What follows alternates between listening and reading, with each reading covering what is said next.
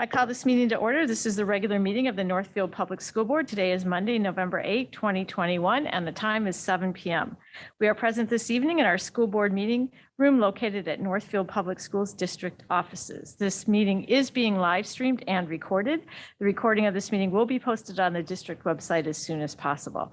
We'd like to welcome those in the audience who are here to observe us doing our important work on behalf of our students.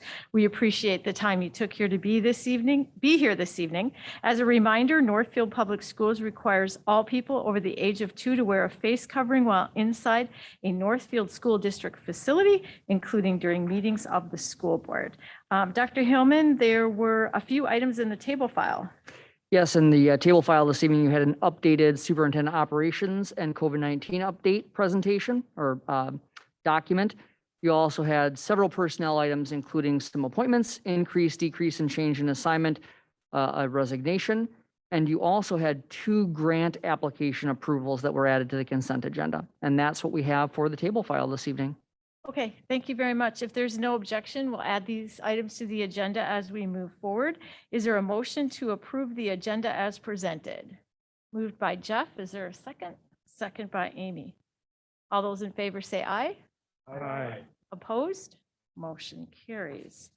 We now have an opportunity for public comment. This is an opportunity for residents, business, property owners, parents, guardians, students, and employees of the Northfield School District to address the board. All comments to the board must adhere to the guidelines set in place by District Policy 206 regarding public comment. This is not a time to debate an issue, but only for the board to hear your comments. You are prohibited from making comments about specific students, staff, and administrators. Their board respects and values input, but when it relates to a specific individual or to a specific matter, this input must be heard by an appropriate personnel, including the building principal or superintendent, and not during an open meeting of the school board. Please address the board from the podium. After being recognized by the board chair, identify yourself and if you represent a group. We require that you limit your remarks to 3 minutes, and you are not allowed to yield your time to another person. It is expected that members of the public will address their remarks with civility and respect. Personal attacks by anyone addressing the board are unacceptable. Please keep your mask on when speaking from the podium. I'll now begin to call on those who signed up in order to speak in the order in which they signed in. Vice Chair Amy Gorowitz will be monitoring the speaker's time. She will signal each speaker with the time they have remaining at 1 minute, 30-second, and 10-second intervals. Again, please make your comments as brief as possible, but no more than 3 minutes. So I will begin. We have 2 who have signed in to speak this evening. So I'll begin with our first speaker, Lindsay Brisky. Welcome, Lindsay.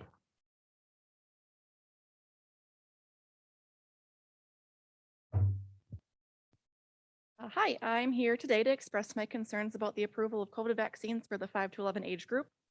According to the World Health Organization, quote, the physical presence of the child with or without an accompanying parent at the vaccination session is considered to imply consent. This practice is based on the opt-out principle, and parents who do not consent to vaccination are expected implicitly to take the steps to ensure that their child does not participate in the vaccination session, unquote.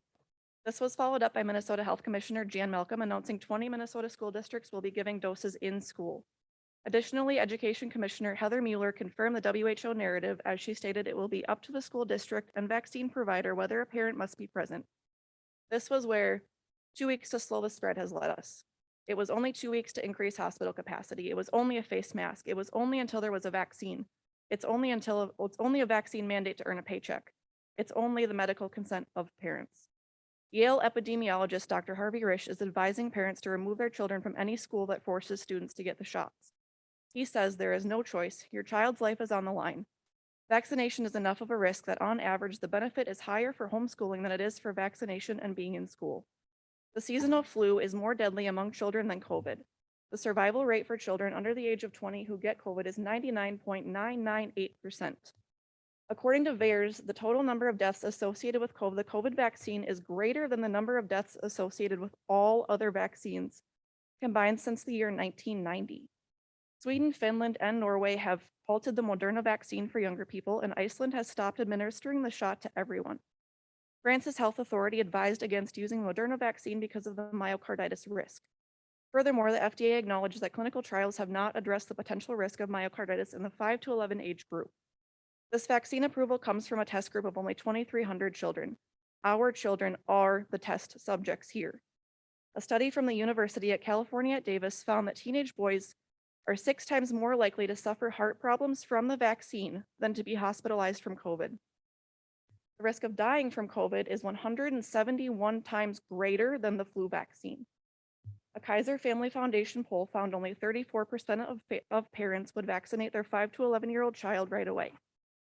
More than 70% of parents said they were very or somewhat concerned about unknown long-term side effects. With talk of possible school vaccine mandates, over half of parents are worried their child may be required to get vaccinated even if they don't want them to. How is my child's risk of becoming seriously ill from COVID compared with any possible risks associated with these vaccines? Could they be at an increased risk of cancer in the future or fertility problems? What is the possibility that this vaccine has unforeseen long-term safety risks? This overreaching needs to stop. Public schools are not medical centers. I am respectfully asking this district to contemplate the effects that broadcasting vaccine bribes and incentives will have on our children's well-being. Thank you all. Thank you, Lindsay. Our next speaker is Richard Graves. Welcome, Richard. Hello. So I wasn't going to say anything, but I'll just say briefly what I said to the city council the other day. So according to the rules of civility, I'm not going to name anyone in particular, but I'm going to say to all of you, thank you. It's been a hard couple years. So I know you need to be careful of what you say because you have to follow the law, you have to follow rules of civility, but I think reading between the lines, I think people understand that children were harmed during the pandemic and may have been harmed in part because of a poorly conceived, forced political compromise where we ended up with hybrid schooling. We're in a better space now. And thank you for doing what you can within the constraints of the law and other political compromises to do the best for our kids. And thank you for ensuring that everyone can be heard, because I think probably more so at the city council than at the school board level, what frustrates people most is simply not being able to be heard, not being able to talk to each other, which the pandemic has done. Now that it's getting better, thank you. Thank you, Richard. Okay, we'll move on now to announcements and recognitions. Dr. Hillman. Yes, we have two this evening. The first of which is I just want to report to board members and to the public. I want to invite people to attend. It's just wonderful to have live theater back inside of our Northfield High School theater space. And so Northfield High School Theater Department is presenting The Mystery of Edwin Drood. People not familiar with that show. The Mystery of Edwin Drood was Charles Dickens' last novel. He died before he finished it. And so the show is a wonderful musical that includes every night the audience votes on who done it, and they have a different ending based upon who you select. It's quite an entertaining program. So there are 3 performances left this Friday and Saturday, 7:30 p.m. curtain. There's a matinee on Sunday at 2 p.m.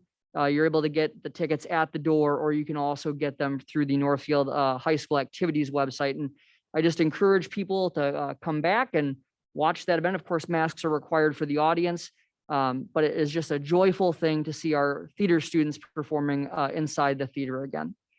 We also want to share with people that this Thursday, November 11th, is National Community Education Day.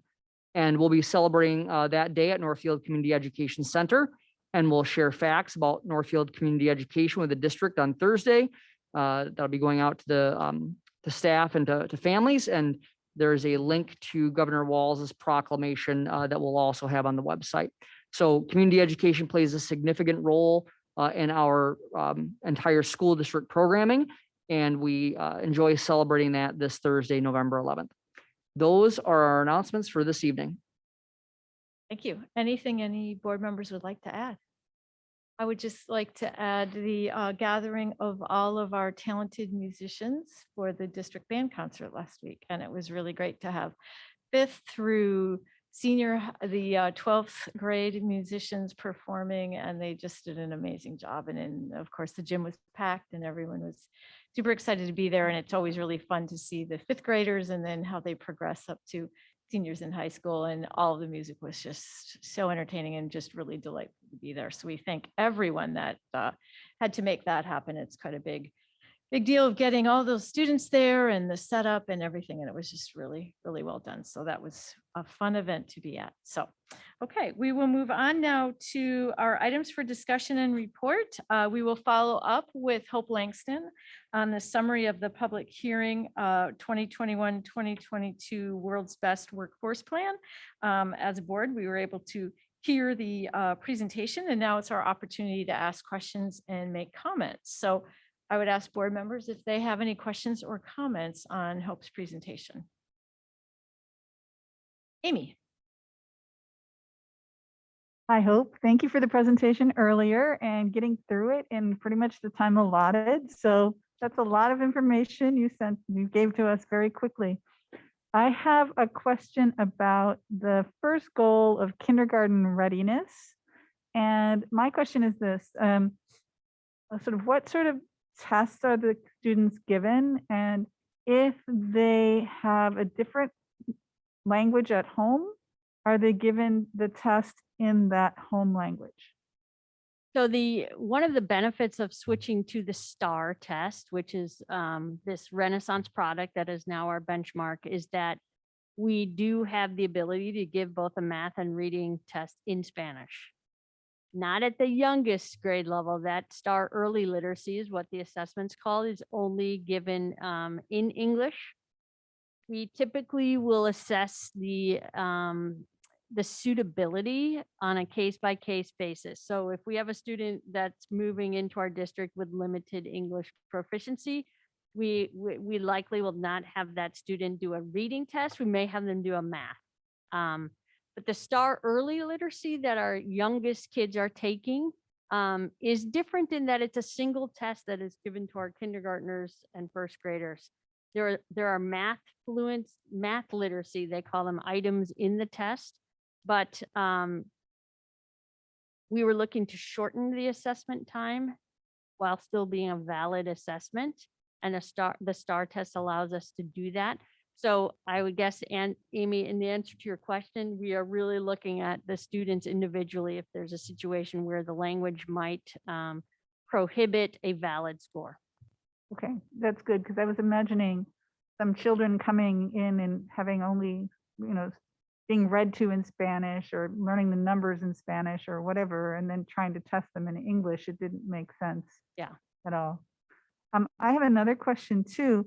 When you talked about how we compare to other districts in general, do you have a sense of how our goals compare to other district goals, or are other districts, are their goals just completely different, whatever they come up with? Is there some parallelism? So that's a really interesting and good question. One of the things about World's Best Workforce is the goal categories are given to us as a district, but how we measure them is up to each local district.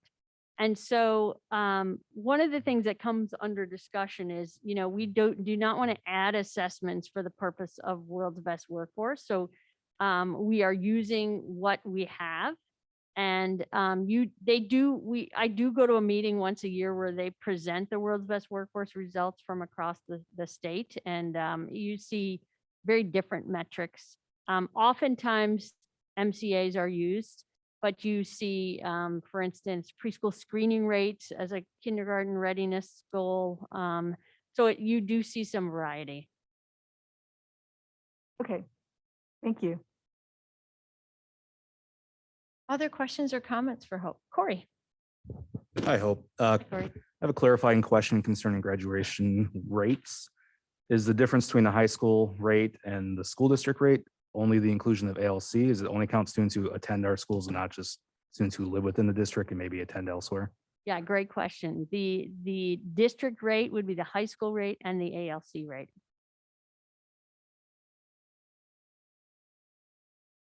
Claudia. Hi, Hope. Thanks for your presentation. And also just how hard that must be. We're used to always presenting, that we met everything and all the celebrations that go with that. So I know that was different to present not meeting some of those goals, or I think you said we didn't meet any of our goals. Not this year. Yeah. So what happens that we didn't meet the goals? What happens next? So what happens is by December 15th, I'm going to submit the report that's required. And then typically around March, we will get feedback on that report. And there's no repercussions, but we will get feedback on our narratives. And then in early fall, they invite us to a World's Best Workforce meeting where you can hear about what is happening across the state. And so I'm predicting that the goals across the state will have not been met this year just because we all set them prior to last year starting. But yeah, there's no repercussions to us. Mhm. And I'd just like to add to that, Claudia, that I think this is an important point to show our commitment to continuous improvement, right? We talk about continuous improvement all the time. And of course, we do not like at all presenting a world's best workforce report where it says do not met any of the goals. And despite the, the fact that we are, as you heard, we are higher than the vast majority, of other districts, we just say what's next, right? So when we meet our goals, we celebrate and we say, okay, what's next? And in this case, are we disappointed? Of course we are, but we're not going to moan. We're not going to whine. We are going to say, okay, this is what we dealt with.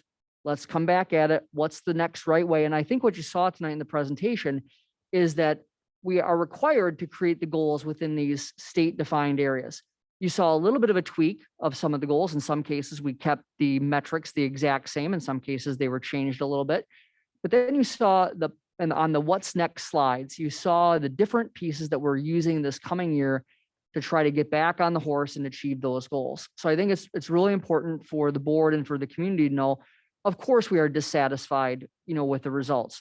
We all understand why, right? We understand that it's hopefully this once in a lifetime kind of thing. But what I can assure you is that what we've been working on is, okay, we didn't meet the goals last year. What are we going to do to meet them this year? And you heard Hope talk about a number of things that are already in motion to make sure that we're going to meet those goals. We also try to set stretch goals most of the time. So a goal that might be a little loftier than maybe what we think where we can actually hit it, but we think that that really helps us reach for more. And we think that those stretch goals are important. So I think it's a great opportunity to point out our commitment to continuous improvement. And of course, we're disappointed, but we understand why, and we're saying what's next. Absolutely. Thank And I you. think the other thing to add to Dr. Hillman's comment is one of the things that we've been really reflective about is the number of goals across the district. And so we know that these World's Best Workforce goals align with Northfield Promise goals, which we now are aligning to SIP goals. And then PLC work is aligned with those SIP goals. So we're looking to make sure that, yes, these are aspirational. It's where we want to go. We think that this will allow our kids the most opportunity for growth and achievement. And but we want to make sure everybody's heading in the same direction. So that's another thing that we gave a lot of thought to this year. I have one more question. Is the attendance under goal number 3? Is that going on under the assumption that a student must be present to learn, and that's why we use attendance? Okay. Exactly. Can you share some examples of the staff members that check in with students to try to get them to school? Do they try to get them into school later that day or shoot for the next day? So that's a great question. And one of the barriers that we realized through the use of our family engagement navigators, that we had situations where students may have like a dentist appointment or a doctor appointment. And it was really some education about you can actually still come and attend the rest of the day, right? Rather than miss the entire day. And working with families to get kids in regardless of what has happened during part of the day, that any attendance is better than no attendance, right? And so that's been some of the work of our family engagement navigators to help families understand how important that school attendance is. Thanks, Claudia. Other questions, comments? Jeff? Thanks for your report. As far as, a lot of that, we're behind, it's, pandemic, we lost time. I know, reading by third grade is a big thing, but what kind of options are there for, on an individual basis for people that really feel like they're behind and want to get caught up? I mean, do we offer some individual tutoring and whatever else? I mean, to look at scores as groups, but I mean, if in each kind of a little template of where you want to look at for your child and say, hey, we're behind the 8 ball, for lack of a better expression. Here are some things that you can do, and here are some things we offer you. And next, so that's kind of my thought. So that's a great point, Jeff. And, beyond the communication that happens if a student is going to receive some intervention in school, we are working with Northfield Promise right now, actually, to set up something called a set mastery kit. And this started under a Move 5 initiative at one of our schools. So in our elementary schools, if a student is in our reading curriculum, they reach a benchmark time where they're gonna take a short assessment to see have they mastered the skills that were covered in that unit. And if they haven't mastered them, what happens, right? Do we just keep moving them on even though those skills are not secure? So one of the teachers in using Move 5 funding created what is called a set mastery kit. And it's the books for that set, plus the sight words on a ring, plus the skills that are covered in this nice, neat little package. And that goes home then with the student to say, like, we need you to practice some more with these skills. And so the parent clearly knows what is happening. And this teacher had 100% of the kids pass their next mastery test using those kits. So we knew then, hey, this is a practice that works. So as we speak upstairs, is Northfield Promise is helping us create kits so that every elementary school has those set mastery kits. So even if your child maybe isn't in a formal intervention, but does need some help, we are offering multiple ways to get that. So the interventions offered by Northfield, the interventions offered by Reading Corps, the flex grouping, these are all ways that we are looking to address specific need at the student level in each building.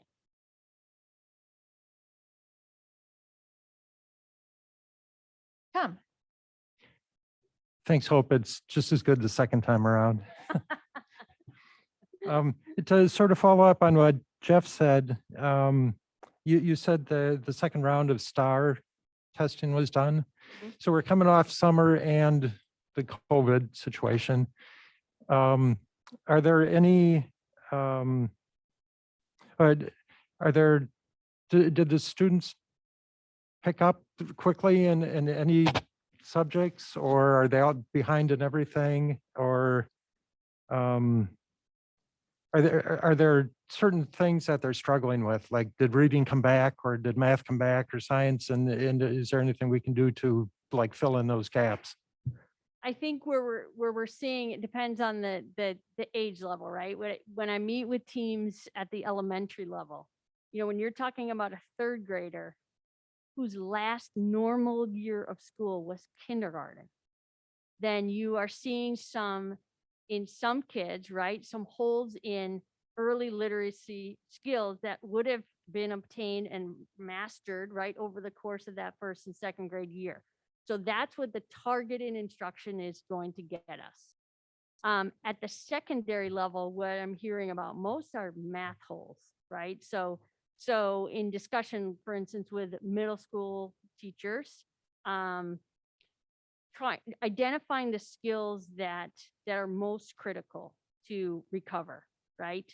And so Renaissance actually has developed something called math trip skills. And those are the standards and skills that if students master, make it much more easy for them to go on to that next level of math. And so we're trying to say hone in on those, because as you know, There are a lot of state standards in every single grade level. And we're saying we're going to have to narrow the focus because right now that's the only way we're going to get student progress at a level that we need. And so that's really kind of the difference that we're seeing between secondary and elementary based on, the discussions that we've been having at the building level. Okay, another comment. So the ACT scores went down, but wasn't it also the first year that colleges didn't require ACT? I mean, as part of the whole thing, in which case would demotivate students to try. Plus, if they, often in the past, they would have either outside support or, or study or whatever, and they didn't have that opportunity now. I think that all plays a role, right, in the ACT situation across the country. What we found is that yes, colleges are making ACT optional in their admissions front. They're not making it optional in their merit front, and so that's been a little tricky to navigate for some of our kids. We did see a drop in participation for the ACT last year for the juniors, primarily because of portage, right? So those kids didn't necessarily choose to come in. And then we had about 30 kids choose to take the AccuPlacer and about 8 kids take the SVAB. So again, we're still offering that choice. The number of kids choosing something other than the ACT has been pretty stable. It was more kids who were either on quarantine or choosing not to come in person to take the test that contributed to that drop in participation on our end. But I do anticipate, our obligation as a district under the state legislation is to offer an ACT either the junior or senior year during the school day, just to offer it. And so we will continue to do that because we are obligated to do so. Thank you. Great questions. Other questions or comments? I have a couple questions, but I wanted to make a comment first of all. I mean, we love Hope when you're able to be here and really disaggregate everything that's happened.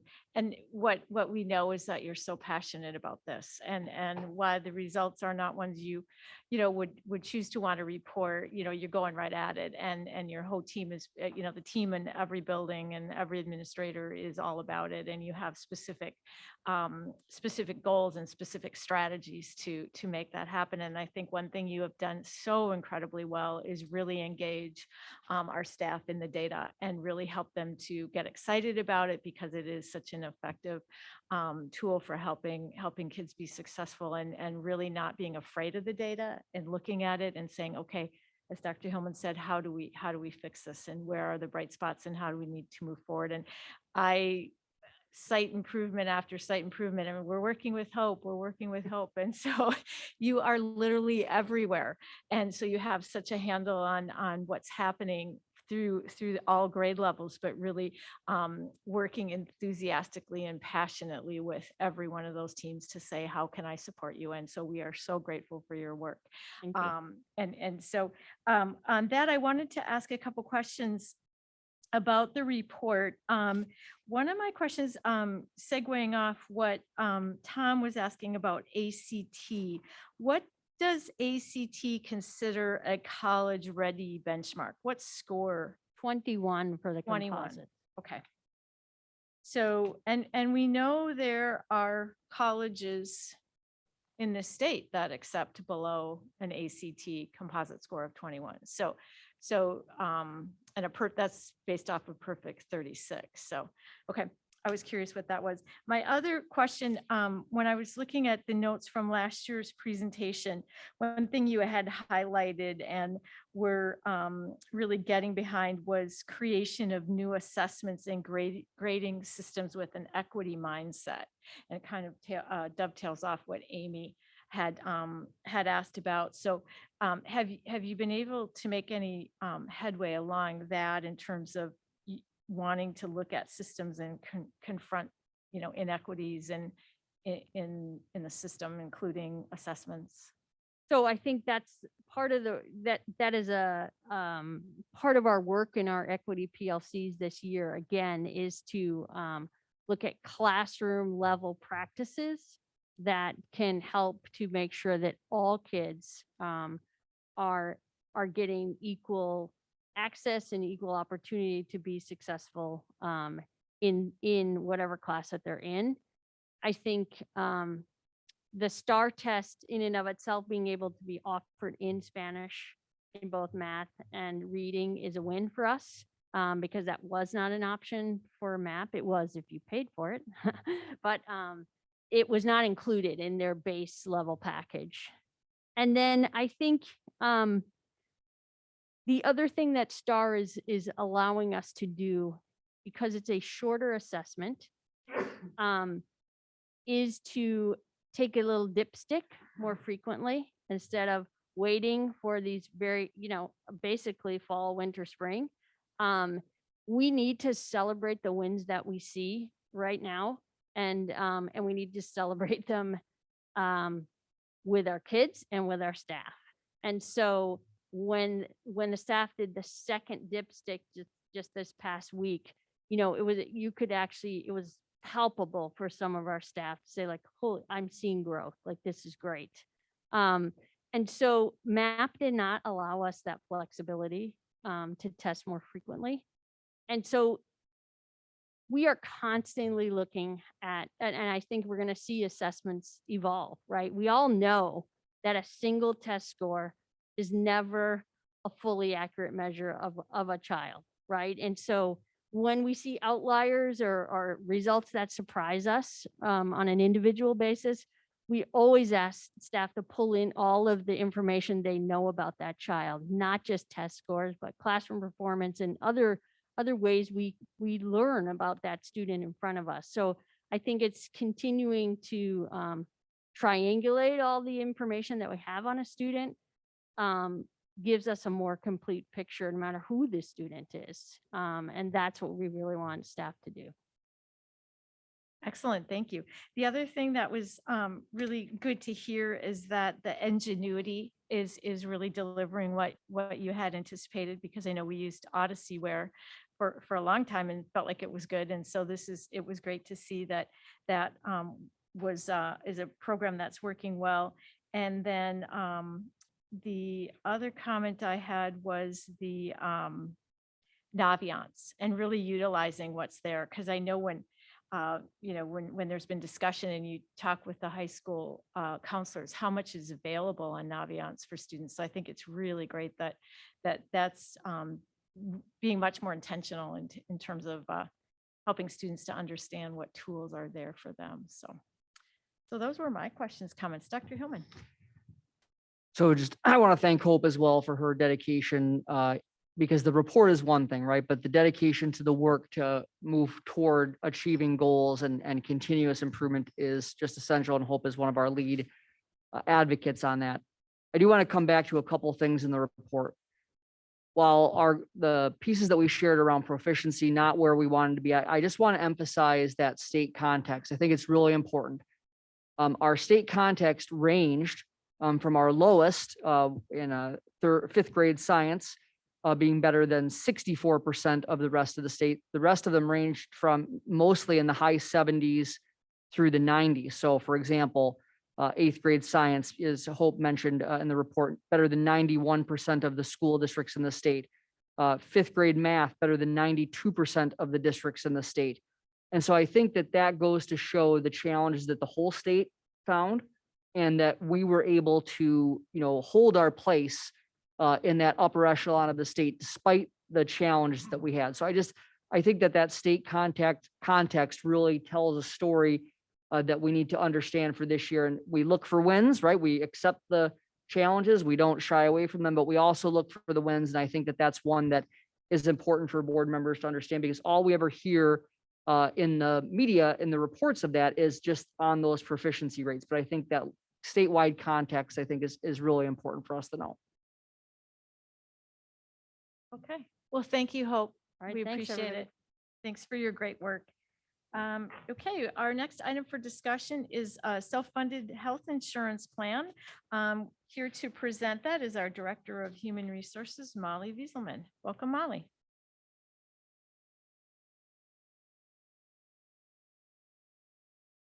you. So a little update here on where we're at with our self-funded health insurance. To give a little context of, where we've, that better? To give you a little context of where we've been, we started our self-insurance in September of 2011. And then we moved from Blue Cross Blue Shield to Medica at that time.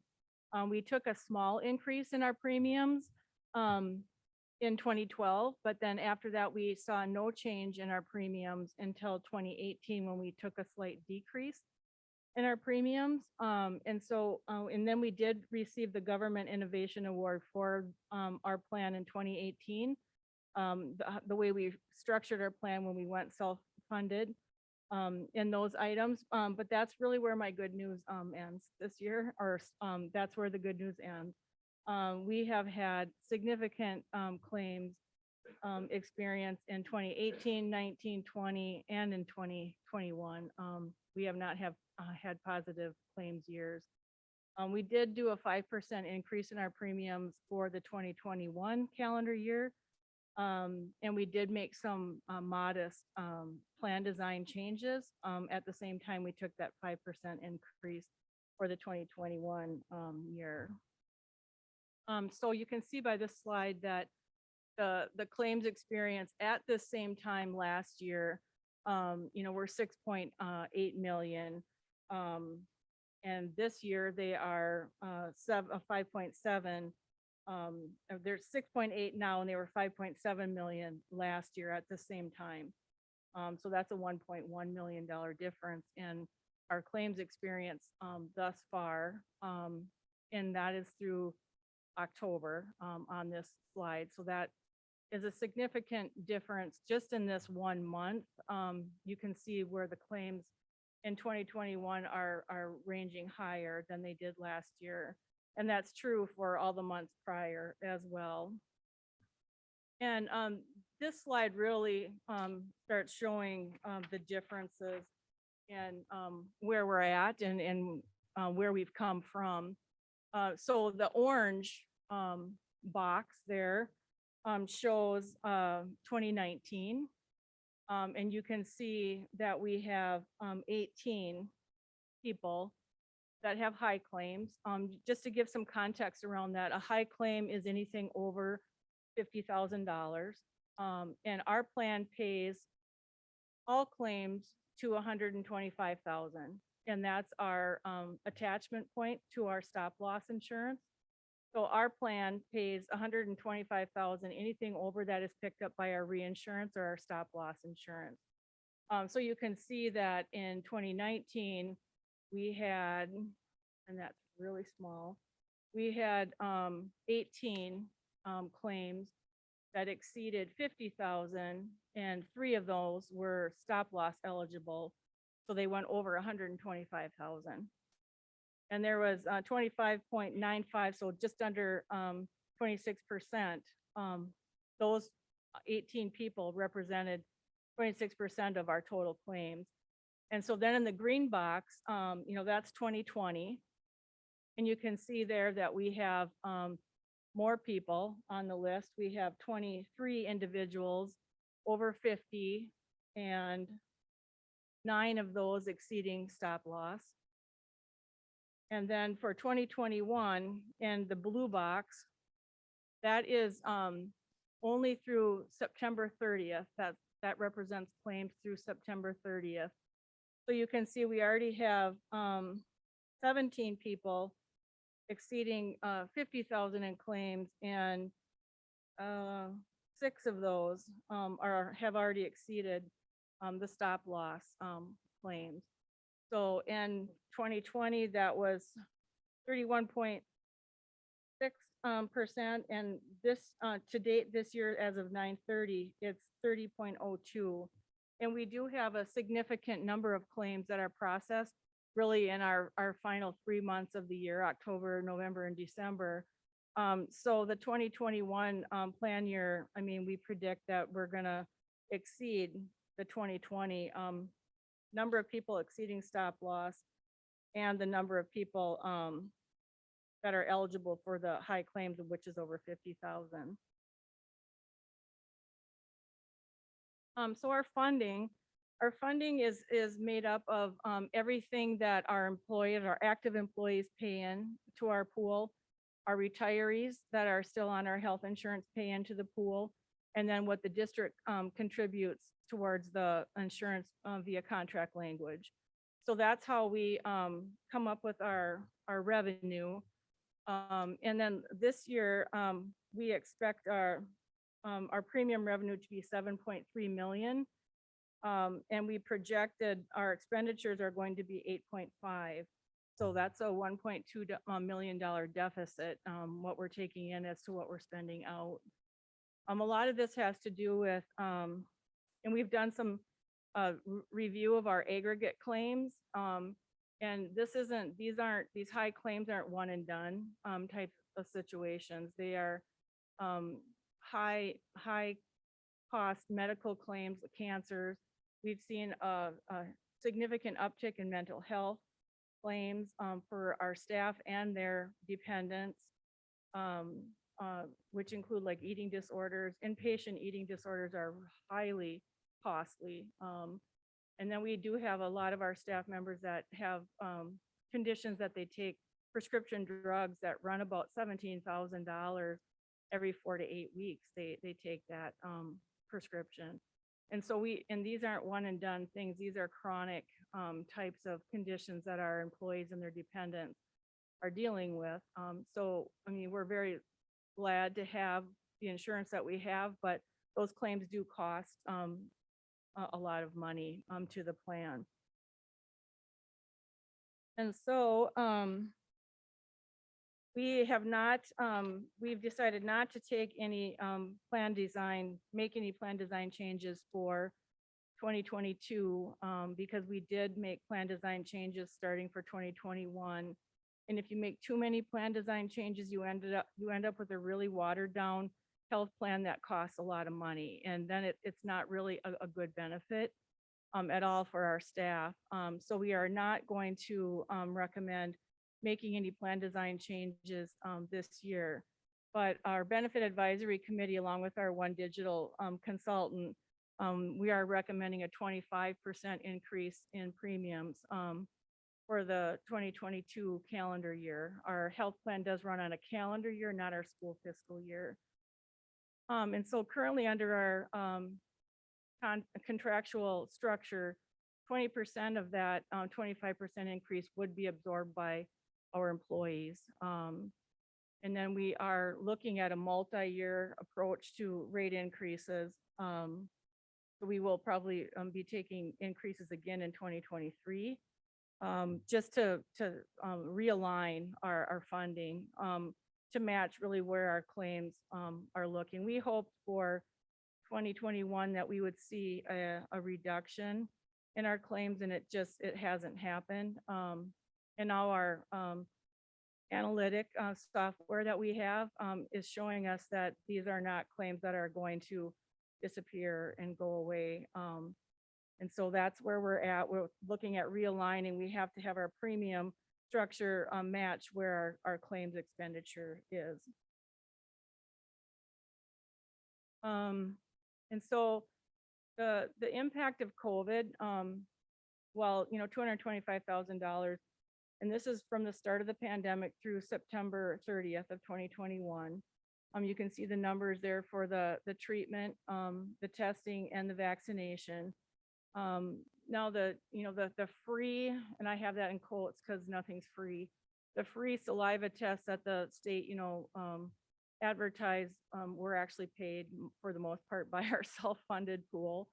And the COVID tests were, they were paid at 100%, as is the treatment for it. So that $225,000 was through September 30th. That's all of our COVID expenditures. But now we have our staff now eligible for boosters. If they choose to go get a booster, that will be paid by our insurance if they carry our insurance. And we have a lot of people still going to clinics in different areas for testing. Now we've opened our, testing here, so that might help, with some of that cost. And then the continued vaccination. I anticipate, and, Val chime in here, I anticipate that our COVID expenses will continue to rise for some time yet. And so, let's see, our recommendation is that we are taking the 25% increase to our overall premium. We have always tried to maintain an 80-20 with 80% of the premium being paid by the employer and 20% by our employees. The 25% increase with only 5% being increased by the district under the contract language leaves that 80-20 really skewed, and a lot of that would be picked up by our employees. So our recommendation is that we would like to increase the district contribution as a one-time expenditure. That would be $1 million. And we would like to use $500,000 of our ESSER 3 money for that purpose, as well as $500,000 in general fund, unassigned fund balance to make that change. So that is basically the information I have. Do you have questions for me?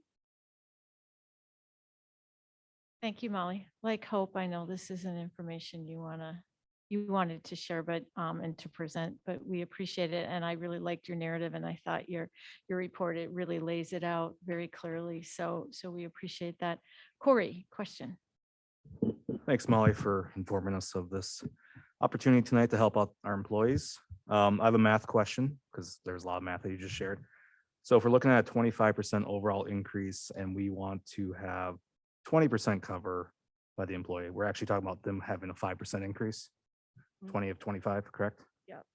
Okay, just want to make sure percentages sometimes can be The tricky. percentage, the 25% will be added to our current full premium. So that full premium goes up by 25%. The district contribution towards the insurance is only going up 5% in 2022. Okay, thank you. Can I add to that? So the 25% on the premium, when we reshuffle and provide the extra from the district, it results in just on our HRA family, which is our most used health plan, the employee without the extra contribution would have a 72% increase in their out-of-pocket expense. And this contribution from the district would put it at 20%. So. And again, these claims, significant uptick when we look at the aggregate data in our mental health claims of our staff, and definitely that of their dependents. So we kind of feel like right at this point, having them have that much more out-of-pocket expenses would be really difficult thing for them to process. And right now we are looking at trying to maintain that 80-20%, but it is a one-time change, but it would also give us the opportunity to look at, some structure changes and different things that we could do moving forward for the health plan. Amy. Thanks, Molly. It was a very clear presentation. I have a question about the $500,000 of the general fund. And maybe this is more for Val, but either one can answer. So I just am a little concerned about our fund balance and what that does to our fund balance, and especially in a season of tightening our belts a bit. And I'd just like to get your take on that. I thought someone might ask about that tonight. So we did end, I want to be clear that this is unofficial, because I'm still finalizing audit, but we're very close. So we did end better than anticipated, which I always like to share. Fund balance wise, my current projection is that our unassigned fund balance will end at about 18.7 or 18.8. And so we're still above our fund balance goal of 16%. $500,000 is just shy of about 1%. So that would still put us in a safe range over the board's goal. So I feel confident doing that, especially knowing that we're going into a process where we're going to ensure that the budget moving forward is stabilized. And we have this known going into that so that we can be planful for it. But very unofficial. I do feel like we're ending in a good place above the goal where it's feasible at this point. Well, thank you, Val, for your conservative projections that once again have served us well and allowed us to use the fund balance for a suitable purpose. And so but still feel good about where our fund balance is. So thank you very, very much for that. That's good news. Yep. And I guess my second question is just, do you see this as essentially buying time for a year? So you have a year to figure out what's going to happen a year from now. Yeah, we And- will have a lot of work to do to try to look at our structure, what we could be doing differently. Open enrollment for our insurance, all of our insurance plans, not just health, begins tomorrow morning. And we will definitely, a message will be out to our employees about how you are good consumers of your health insurance. Health insurance isn't unlike anything else we buy. We're not going to spend $200 more over here when we can buy it here for $200 less. And we have to start looking at our health insurance that same way. So that will be part of our message during our open enrollment. But again, in our analysis of our claims, these aren't, they're claims that they're not, one and done. They're not like, we do have people that go to the emergency room, for example, when that might not be the best option. They could go to a minute clinic or a urgent care, and that's less money. So we do have some of that, but most of these high claims that are driving all these changes are significant health concerns. So that will be part of our messaging, but that's not going to solve all of our issues. Well, it sounds good. I encourage you to leverage this plan to get as much information out to the staff as possible so they understand how their decisions affect the insurance. Jeff. I think I have a couple of questions. One, you've been at this self-insurance thing, for quite a while. I think been quite successful with it. I think you kind of need to show a chart of, if we were insured with that other company and we're doing our own thing, over the years, what do you really, you kind of your plus numbers and whatever. But I was wondering, do you work off of any percentage on what a prudent reserve is that you like to see that you have for cash on hand or assets or anything like that based on, your data? Well, our goal for our self-funded pool for health insurance is 40% of our claims. Right, Bill? That's 40% of our claims. So that's our goal. And we are right now at the point where that line is dropping below what our fund goal is. Okay. The 40% of anticipated claims, we're beginning to fall below that. Okay. And then second question, whether you're self-insured or not, and claims are going up and you're going to need to, increase premiums or come up with other options to ask for a contribution from the general fund of $1 million or whatever the number is. Is that kind of, what is the protocol and how is that regulated by state statute? It is not regulated by state statute. We have to obviously have enough if we decided to end our self-insurance and go back into a fully insured plan, which for as long as I've been here, we took an increase in our premium every year when we were fully insured. And then we went self-insured and we didn't have increases for quite some time. So that's not always a great magic fix either. But I forgot where I was going with that. Sorry. Okay. No, I'm just wondering, and ask for $1 million is obviously a lot of money, but I'm just, looking at it from the standpoint of, is that common practice within school districts to take that avenue? Yes, I believe that it is. In fact, when we first went self-funded, we had to have a a part of our general fund earmarked to help fund our self-insured pool. And we didn't actually have to access, that money because the way we structured it, we had enough, we had enough there. And so for several years, we earmarked a certain amount in our general fund to help pay those claims if it was needed when we first went self-funded. We didn't end up having to access that, but that is really quite common. Okay. All right, thank you. Tom? Sort of follow up on what Jeff was asking. Are the general funds and the health funds fungible in that if all of a sudden you're coming way ahead of your 40% goal, could some of that come back into the general fund, which bailed you out in the lean times? No, I don't believe No. so. Okay. Nope, it's a separate, it's called the Internal Service Fund. It has a separate audit report, separate financial statements. And so what we're asking is to increase the district contribution through an MOU with the union. And what that means is that our contribution to that fund is going to increase, and employees is obviously increasing as well, but just not at quite as high of a rate as the original proposal.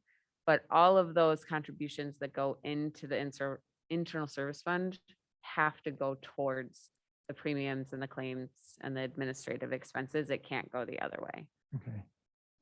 And we did look at one time, when we had a really large, internal service fund, utilizing those dollars to offset other things, and we can't do that either.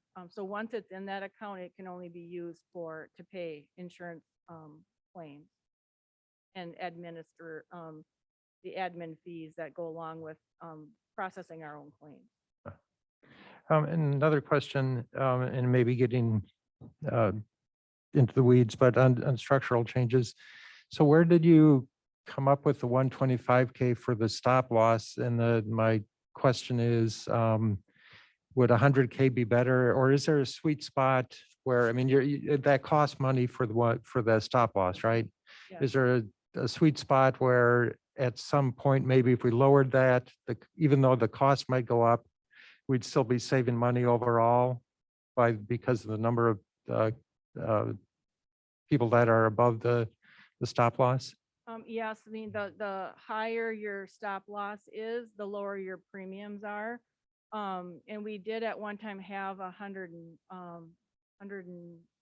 was 100, yeah. $100,000 stop loss. But we had, 5 years with no increase in a very large, fund balance. So we did decide to switch that to lower those premiums. And then the next year is when our claims, experience kind of started spiraling downward. Yeah, we could definitely, decrease that amount again, where the stop loss would pick up more of it. But we would end up paying, significantly more in premium, to the stop loss carrier for that purpose. And that also comes from our self-funded pool. Yeah. So I was just wondering if there's, a sweet spot that you can predict or calculate that would say, well, 100K is actually going to save us money versus 125, but it's hard to predict, I suppose. It's very hard to predict. So we did do that analysis when we were at the 100,000, and we had been there for 4 or 5 years, as Molly suggested. And we had maybe 3 or 4 people on average that were meeting stop loss. And so the calculation of the additional 25,000 of risk for the 3 or 4 people and the amount we were going to save on the administrative premium or charges was a net savings to the district. And so we made that decision at that time. And it was coincidentally the same year that we started to see a terrible pattern happening. But to go backwards to that, the carrier looks at our claim history, and they lost money on our stop loss last year because we pay about $800,000 a year for it right now, and they paid out 900,000. So to go backwards, knowing that this is our current trajectory, would cost probably exponentially more at this point. So, Yep. so we do look at that, but at this point in time, with the way the claims are running, it would not be a financial option, I don't believe. Okay, thank you. Other questions, comments? Couple of things I wanted to comment on.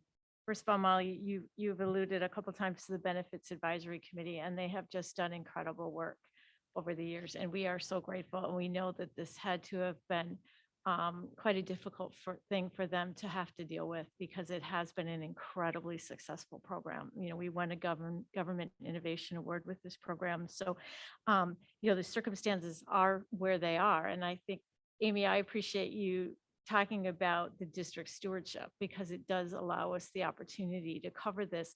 Because one thing that we have talked about is how our benefits are a recruitment and retention tool. And we may not be the highest in terms of salary that we have the ability to pay our wonderful and incredibly dedicated staff, but when they factor in our incredible benefits program, you know, we come out on definitely a winning side of many districts. So I look at that as, you know, we do have this important tool to recruit and retain our employees, and there's no way we can hit them, in my view, with this type of an increase. That just is just really difficult. And I think I appreciate Val pointing out that we do have that 500,000 in the general fund. And then I appreciate how judicious we were in the ESSER 3 funds and holding that back, because we have that money. And we've talked about that being budget stabilization since we knew of the ESSER 3 funds that we were fortunate enough to receive. So I think that we have been planful, we have been judicious, we have had good stewardship. We value our employees. We understand that recruitment and retention of our incredible staff is very important. And we know that the Benefits Advisory Committee will roll up their sleeves and go after this. We know that this is something we have to do. In my view, we have to do. And just as a reminder, we will need to take action on this proposal tonight because of the open enrollment beginning tomorrow. So the timing of this requires us for a quick decision, but I guess I'm weighing in on where I see the benefits of us pursuing this proposal and doing this for, you know, incredibly difficult news for Molly and the Benefits Committee to have to come to us with, but we understand why it happened. And I am grateful that we have the solution we have before us. And it's a testament to the work we do every single day in terms of stewardship and valuing our employees. So this information then, in terms of where we're at, will get communicated to our staff so that they understand how we're able to offset this for them as Definitely, well. that will be part of our message. I mean, Okay. if it is approved, that will definitely be part of our messaging, starting with open enrollment tomorrow. And we have both rate tables ready to go. So no matter what happens here tonight, we will move forward with open enrollment tomorrow. Okay.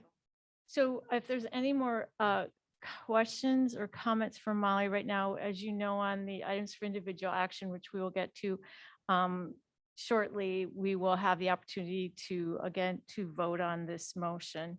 And Molly will still be here if anyone has any specific questions as we move to that item for individual action. Thank you, Molly. Thank you.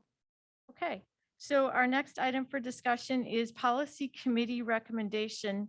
Dr. Hillman, there's just one, some revisions to policy 501 firearms.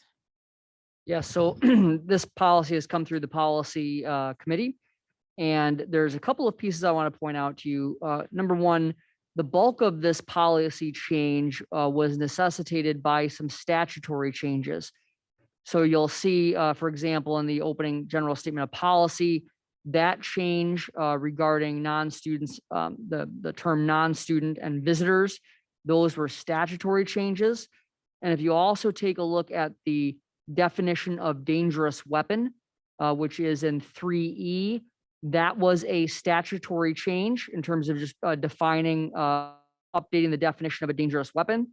You'll also see at the very end of the policy, there is a component that is brand new. It's item number 7, reports of dangerous weapon incidents in school zones. This now requires us to make electronic reports to the Commissioner of Education around possession of dangerous weapons in school zones as indicated by the statute 121A.06. Policy committee, whenever we get a change from the state, we also take a look at the policy in general. And there, we really looked at the part around exceptions in A, and there was some what we felt was antiquated language around if a student were to discover or find a dangerous weapon on the way to school. And so we played through a number of scenarios. If a 7th grader found something along Jefferson Parkway while walking to school, would we want them to pick it up? No, we would want them to tell someone, right? So we modified that language a little bit to really focus on instructing students to report rather than to take the weapon to the principal's office. It also does include if for whatever reason a student finds that they have a weapon in their possession that they had forgotten about, which can happen from time to time, especially for some of our students who live in the rural area. They might be a hunter or something like that. They may realize, oh, I didn't realize I did not remove my my firearm from my vehicle. As long as that report happens immediately to the building administrator, they are not held accountable for the policy. In addition, if I don't report it and I have seen or no, then I can be held accountable for the policy. So this is a really important, some important changes. We think that those changes under 4A make sense to make sure that students are safe and that they are able to, that we have some exceptions in certain cases to support our students. So we think these are very logical and reasonable changes, some of them driven by statute, some of them driven by the policy committee. This is first reading, so you're not approving this evening. So questions or comments? And I just want to make clarification, 501, the official policy is school weapons. I had indicated firearms and I want to correct that it is actually school weapons. So any questions or comments? Oh, okay. So we will approve this policy then at our November 22nd board meeting. Next on our item for discussion and report is a initial draft of the 5-year strategic plan. Dr. Hillman. Yes, I'm thrilled to be at this point this evening sharing this. We've been working on getting feedback from stakeholders over the past 6 months, a difficult time to get feedback from folks. We've held, my last count was 15 meetings with staff and students and families and advisory groups. We've also considered feedback from family and staff surveys. And what I'm sharing with you is just a text-based version of the draft for the board. We will work with our communications partners at Nuger Communications to produce a more visual representation toward the end of this process, but I want to share with you where we're at now. So I think it's just important to talk about what is a strategic plan. So for folks who aren't familiar with the strategic plan, it's really essential to create a vision that the district aspires to. And it's really about achieving strategic commitments. Sometimes organizations will call those values. It's really used to guide decision-making. I know most of you bring the strategic plan to the meeting every time, right? You look at it and when we're making decisions, we look at it to determine are the decisions that we're making in alignment with our strategic plan. We're really trying to use that to, as Hope Langston shared earlier, to align all of our work as the elected representatives of the community. It is one of your jobs in terms of as a governance board to set the vision and the direction. And then it is the staff's responsibility to execute that. And as Hope shared with the world's best workforce, really we're working to try to align from your vision, right? The community's vision. They've elected you, you set the vision, help us set the strategic commitments, you help us set the benchmarks.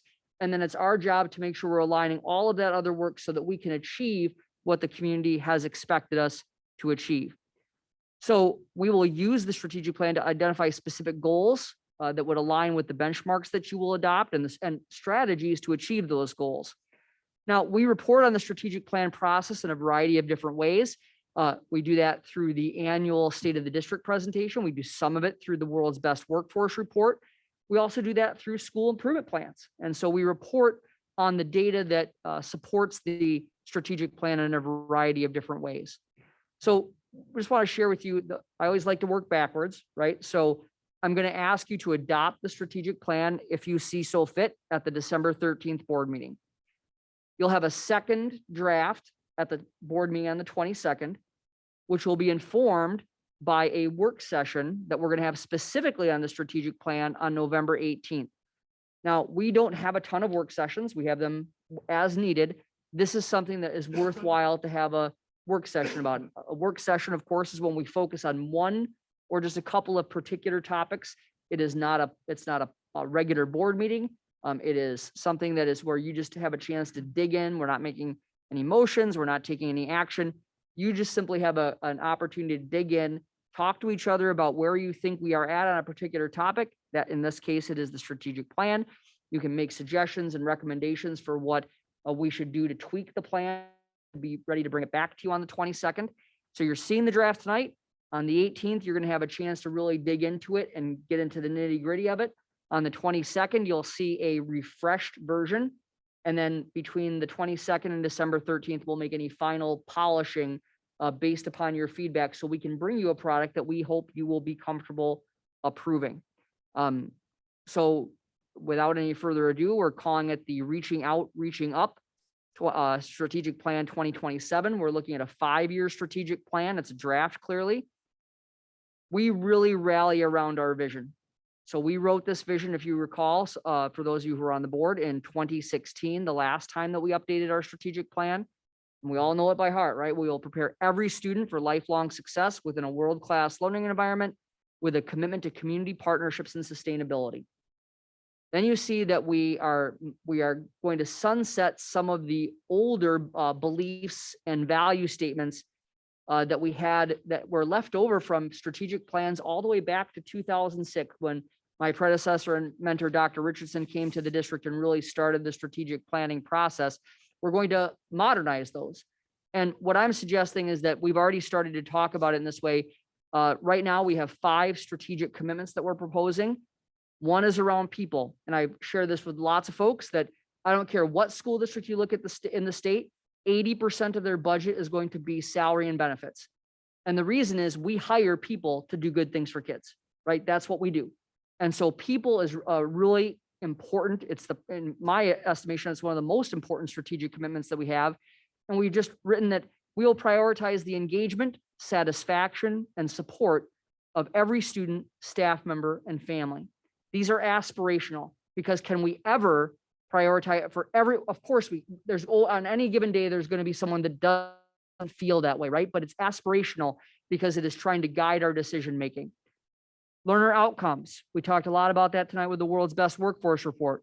And our statement for learner outcomes, our definition of it is that we will prepare every student to be academically and socially ready to choose their post-secondary path after high school graduation. We have coined the term inside the district, choice ready. We want kids when they graduate to be able to know what their options are and to be able to have the academic skills and the social disposition to be able to make the best choice for themselves at that time. Stewardship, we've already talked about this a ton tonight. I'm going to save my comments for stewardship about the health insurance issue that we are proposing tonight for the individual action item. But we have prioritized being good stewards. And during the last 18 to 20 months, that long time, well-disciplined financial stewardship has put us in a position that is the envy of lots of school districts. It was not, while it was a crisis, we did not have the same financial crisis that others had because we have been smart about how we have built our fund balance. And our stewardship goal is not just about money, right? I think it's really important to know that stewardship is not just about money. And I really think it's essential that we start changing this narrative that people think stewardship, they think about you being a miser. That is not what it is about, right? Our statement says we will judiciously use our funding, our human capital, and our time while being conscious of our environmental impact. So we have a certain amount of time with students each day. Are we being good stewards of that time? Are we making the most of that time for students for their learning and their development? When we think about our human capital, are we being good stewards of the wonderful partnerships and the volunteers and the tutors, all the things that we have within the community in addition to our staff? Are we making the most of all of those things? So we want to take stewardship beyond what people think of as an indicator of money, right? It's an important part, it's an essential part, but it's not the only part of stewardship. We're very fortunate in this community to have wonderful partnerships with all sorts of great organizations. And our statement there is that we will seek community partnerships that accelerate the achievement of district benchmarks. So when we can have a partnership with the colleges, we can have a partnership with our business community, we can have a partnership with philanthropic organizations in the community. How can we leverage those partnerships to accelerate our work toward achieving the district benchmarks? And the final one that we have as part of the proposal is equity. And I think it's really important for us to define equity. We know across the country that there are a lot of different definitions or co-opting of that term for various reasons that I'm not going to get into this evening. But when we talk about equity, we're saying that our decisions will ensure that every child has a fair opportunity to reach their full potential. I think every parent and every community member should be able to say, should we make sure that every kid has a fair chance toward the American dream? Right? That's one of the purposes of public education. And so when we talk about educational equity, we talk about our equity in our district, we're talking about making sure that our decisions ensure fundamental fairness, that every kid truly has a chance to be able to pursue that American dream of life, liberty, and the pursuit of happiness. So those are the 5 strategic commitments. Now, we're taking, I think, a fairly bold step in our benchmarks. So we think it's really important to be super clear. What are the things that are important to us? We also have a strong partnership in the community already with Northfield Promise. For those of you who don't know what Northfield Promise is, it's an organization that has brought 20 different community organizations together, including the colleges, including members of the business community, including county services, city services, the Interfaith Association. It is really, truly a cross-community group who is looking out for kids and to making sure that we're creating the conditions within the community where kids can be successful. Northfield Promise, with those 20 organizations, have adopted 10 very clear benchmarks that coincidentally, 5 of them align very closely with the world's best workforce goals that you heard tonight that we're required to have under state law. So I'm going to read these benchmarks. The first 10 of them would be exactly what the Northfield Promise benchmarks are. And by aligning our benchmarks with this community partnership, we now have a whole community that is working together to help achieve those goals. How wonderful is that? That everybody, you all know I'm a huge Minnesota Golden Gopher fan, so we're all rowing the boat in the same direction, right? And when we do that, we can get to our achievements, our goals faster. All children will be ready for kindergarten. We shared with you a little bit ago that in going into 2020, 100% of the students who attended the child care program sponsored by the district were deemed ready for K.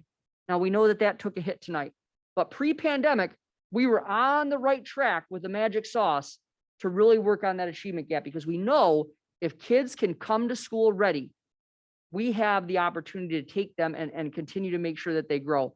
And if you all know my affinity for those return on investment pieces that the Federal Reserve has talked about preschool, pre-K education. I think the last piece of data I saw that every dollar we invest in pre-K yields a $17 return.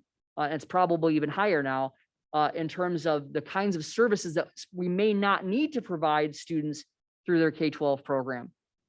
Number 2, all children will be connected to the community during their early childhood years. We know that having the entire community work together to make sure that there's connections between children and the community is essential, and starting it off early is important.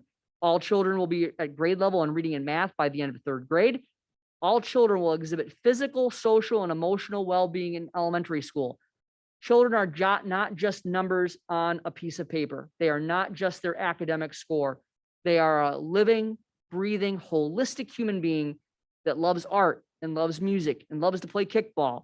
And how do we make sure that we honor those important things as well in terms of being physically, socially, and emotionally well in the elementary years? Going back, all children will be at grade level in reading and mathematics by the end of 6th grade. All children will have a connection with a caring adult beyond their parents as they transition to middle school. The research is unequivocal. This is settled science, right? Settled social science, that children who have connections, strong connections, with at least one adult outside of their immediate family, have a significantly better chance to be reading at grade level, to be doing all those other kinds of academic things that we know about. That research we have all seen from the Search Institute over the years. And so that goes to those relationship pieces in an entire community caring about their children. All children will have interests, goals, and a vision for their future, for the future by the end of 8th grade. We know that this is important. If I see myself being successful after high school, that helps us chart our course. And so this is one of the reasons we added another health class to our middle school, in which the ramp up to readiness curriculum from the University of Minnesota is part of it. Again, helping students start to ideate what they're, it's not that they need to pick what they want to be by the end of 8th grade, but that they have this positive vision for themselves in the future. They see themselves being successful. So critical. And we are able to, these things are all measurable, as you've noticed, right? We can put a number to each one of these pieces through a variety of different tools. All children will exhibit physical, social, and emotional well-being in high school. Again, going back to that whole child. All children will report feeling connected in their high school community. This goes to how important it is that we know that kids do things outside of the classroom, whether it be an athletic team, whether it be Knowledge Bowl, whether it be a game club that happens after school. We want kids connected to their high school community.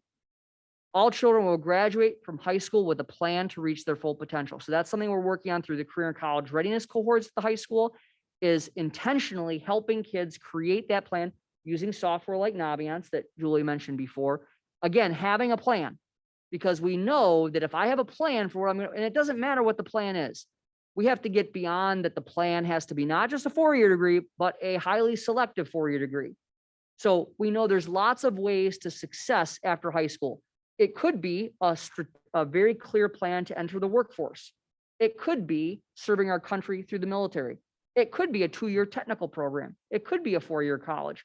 But the key thing is that we don't pigeonhole students into what their plan should be. It is our job to help them learn about the options and to help prepare them for what they want to do after high school. Going back to the list here, those are the 10 benchmarks that I just mentioned that are aligned with Northfield Promise.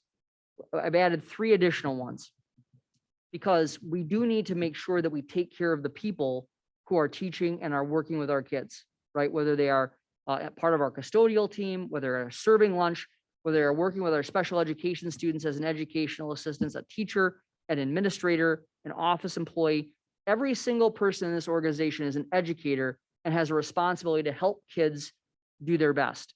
And so employees will report satisfaction in the workplace. We know that when people feel engaged in their workplace, right, when they understand that the workplace cares about them, that we hold people accountable, that we are supporting them, we know that they will go above and beyond. And so making sure that our employees report satisfaction is an important piece, because these are the folks who work with kids each day. We care very much about our parents' satisfaction. And so all parents will report satisfaction with their children's educational experience. Finally, the district will maintain 16% of its annual expenditures in its unassigned fund balance to ensure financial stability. We have to make sure that we have a long-term vision for how we are using the dollars that we are provided. And it is a very common way to judge a school district's fiscal health to look at its unassigned fund balance. I'm going to tell you, we have used 16% in this district since 2006. And it may be time for us to look at that. Is 16% the right number? Right? We are out of step with many of our similarly sized districts of having a fund balance as high as 16%.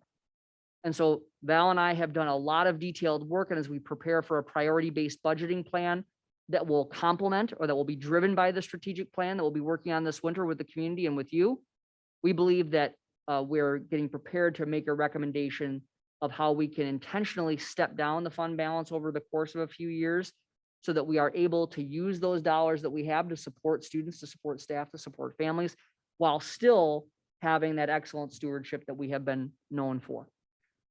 So those are the initial pieces of the strategic plan. Not saying it's perfect, not saying this is where it's going to end up on December 13th, but we think we have a really good starting point. And we've talked at length with Northfield Promise about this concept of aligning district benchmarks with the Northfield Promise benchmarks.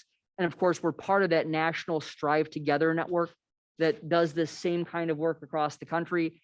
And talking with the Strive Together folks, it appears we'd be one of the first districts in the nation to have this kind of synergy between the district and the community goals.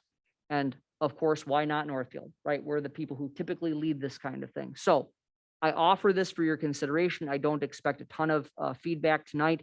That's why we have a work session set up, right? That's why we have 2 more meetings so that everyone has an opportunity to be able to really think through, and are these things the right thing? I want to focus one more time that those district and community benchmarks are aspirational. You'll notice that in certain sentences, we use the word every, right? When we talk about every, we're talking about that individual human being. When we talk about all, we're talking about how can we measure that collectively.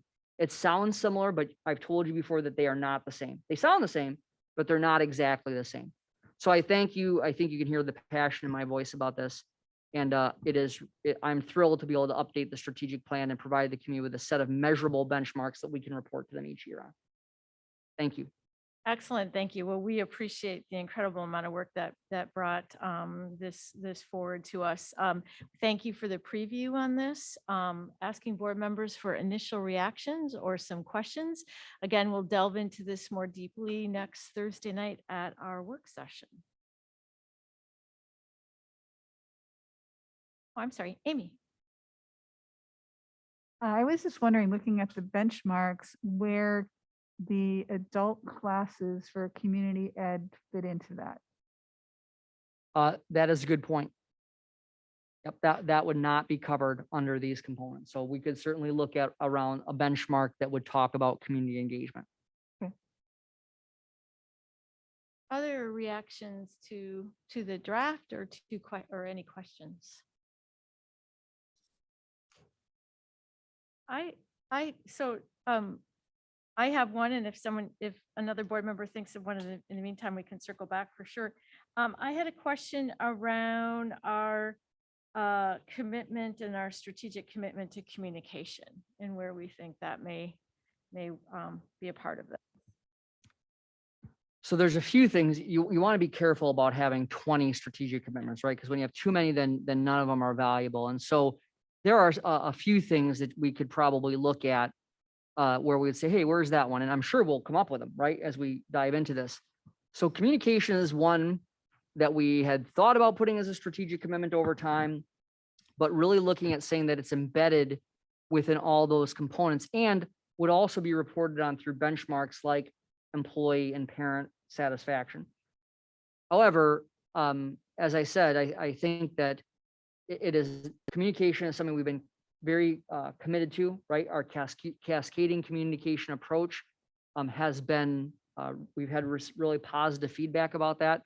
And I wouldn't have an issue with adding, I don't think we can add 3 but I think that communication would be something that would be appropriate if the board wills it to add as a strategic commitment. You can look at communication as a strategy, right? In some ways, right? You can look at it that way, but you can also look at it as a commitment. If you looked at communication as a strategic commitment, that would also, how I would write that sentence without writing it in front of you would include words like transparency and regular and things like that. So that would be a way to add a few more keywords that we really like to use and things that we try to live up to.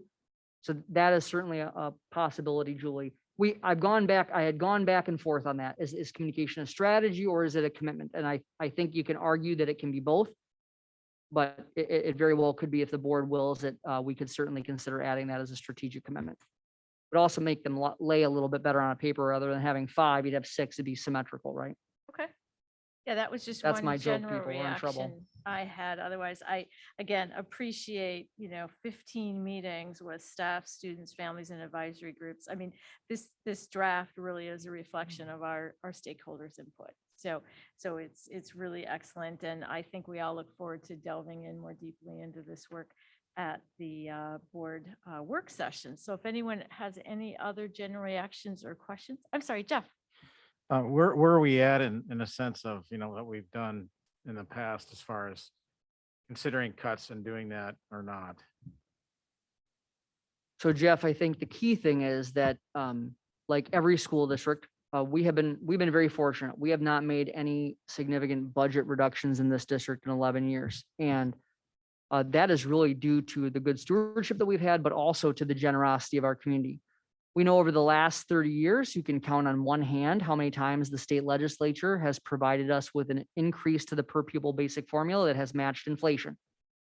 Based on the latest numbers, I think there's very little chance the historic investment that we heard about this last isn't going to maybe even be half of inflation by the time it's calculated. So I think that as we look ahead, we did not need to make reductions for this year. And as you heard Val say, we are planning to end right around a little bit more than 18% of fund balance above the 16% goal. The key thing is that we think we need to start thinking differently, right? Because too many school districts out of necessity have looked at budgeting every year, year to year to year. And when you see where the districts that have to keep making cut after cut after cut, it really is debilitating in a lot of different ways for the organization, for the community. So Val and I have been working for more than a year on a concept of a priority-based budget plan.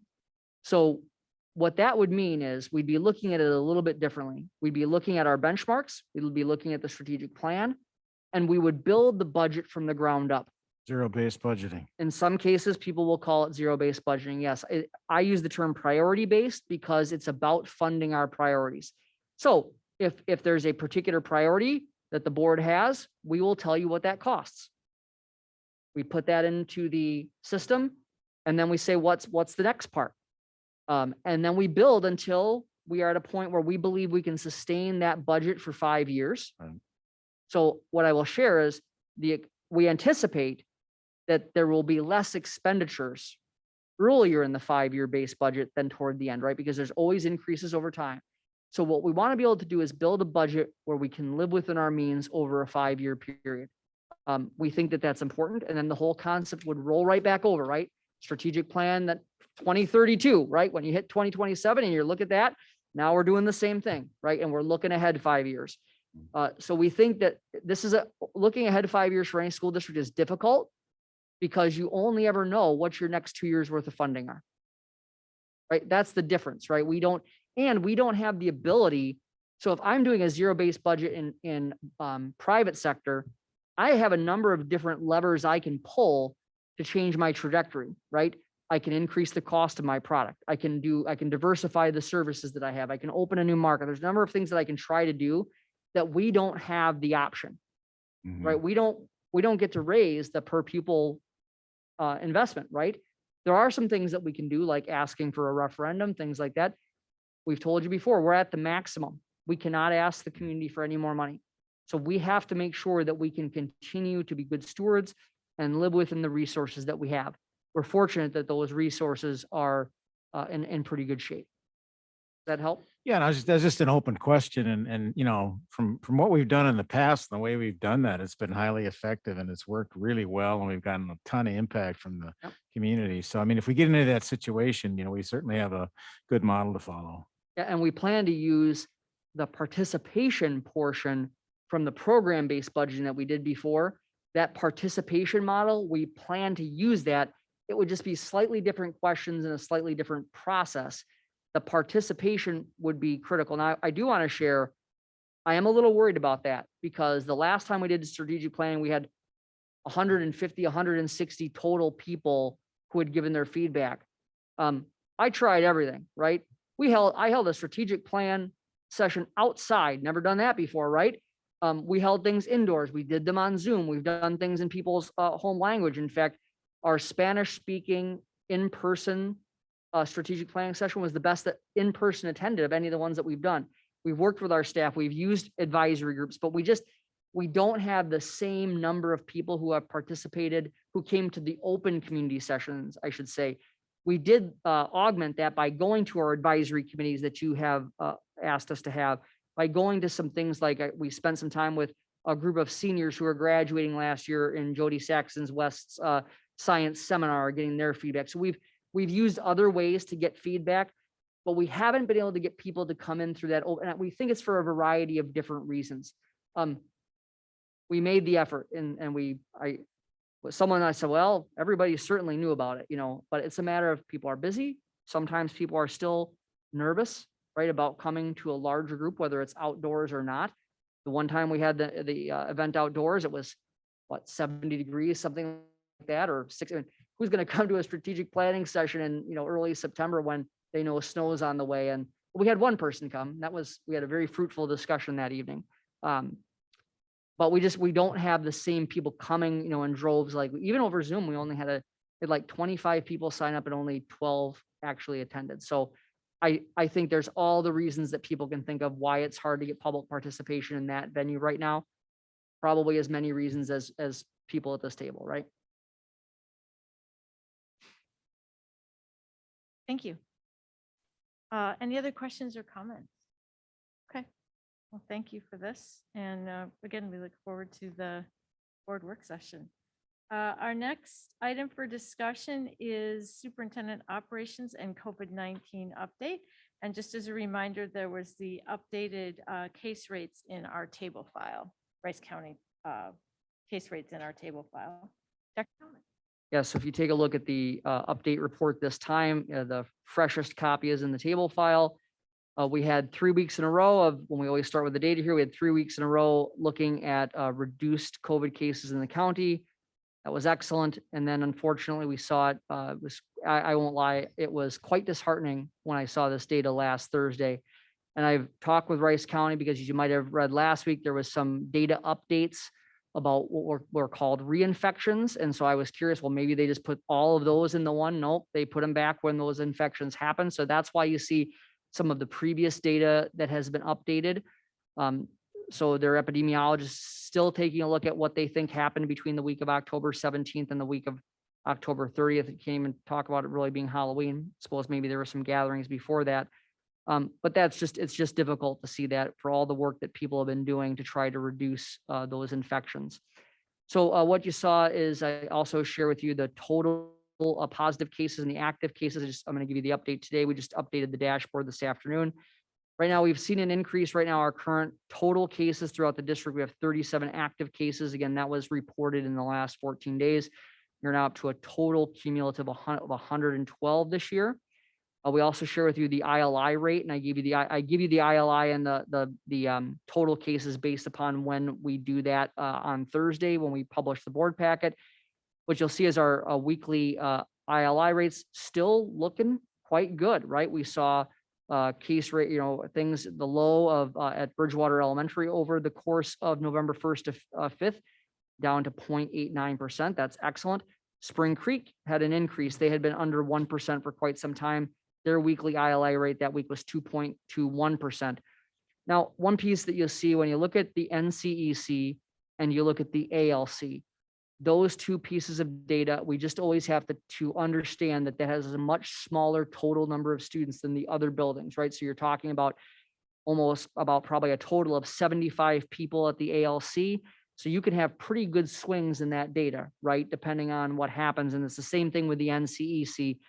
There's just a smaller N in that calculation. So while you look at that 4.12% of student ILI rate, that is something that we always look at, but we know that because of that small population, that can have a swing significantly. So we also know that there was, we've had some hand, foot, and mouth going through the community, and those have some similar symptoms in terms of ILI rate, not uncommon, right, with that age of children. So this is the kind of thing that we are just continuing to look at and talk more about. We've always had those kinds of things for over time. But that impacted that ILI rate. Our quarantine rate, we saw the last time I reported you, we had some concerns about the Bridgewater quarantine rate. That has continued to come down, which is good. They had a small spike in cases that necessitated some additional quarantine. That has come down. But we've also seen the other elementaries increase a bit. So we had Greenville Park above 3% over that weekly range. And then what is really great news is that we are really seeing low rates at the middle school and high school. So that's very positive. So that's the latest data on that component. The other items that I've shared in the report this time is around vaccination for students ages 5 to 11. So the FDA and the CDC did approve that last week. And of course, I was talking with Rich Larson from KYMN last week, and said, every time we talk about this, we talk about vaccination being a family's choice. And the key thing is we want to make sure we provide the information for people so that they know what their options are. So we are collaborating with Rice County Public Health. We are hosting a vaccination clinic on November 18th. And I want to be really clear, it's at the NCEC. So there are no students that are eligible for this vaccine that would regularly attend the NCEC. So we are not having it at any of our elementary schools. It is being held at the Northfield Community Ed Center, and it is being held after school hours, 3:30 to 6. Actually, just today, they extended it to 6:30 p.m. They started with 180 appointments. I'm going to look at Anita to make sure they started with filled in the record time. Fastest that anybody has seen, Rice County has seen any of these appointments fill. They bumped it to 240.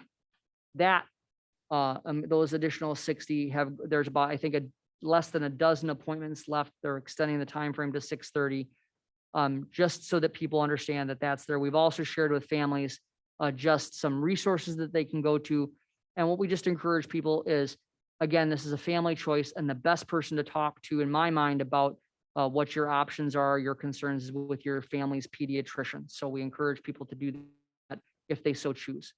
Want to share a little bit about the COVID-19 testing program update that was referenced. You'll see that I've put a little graphic in there of actually people pull up right outside here on 2nd Street. Deb Gottfried is the person who we have hired to do the testing.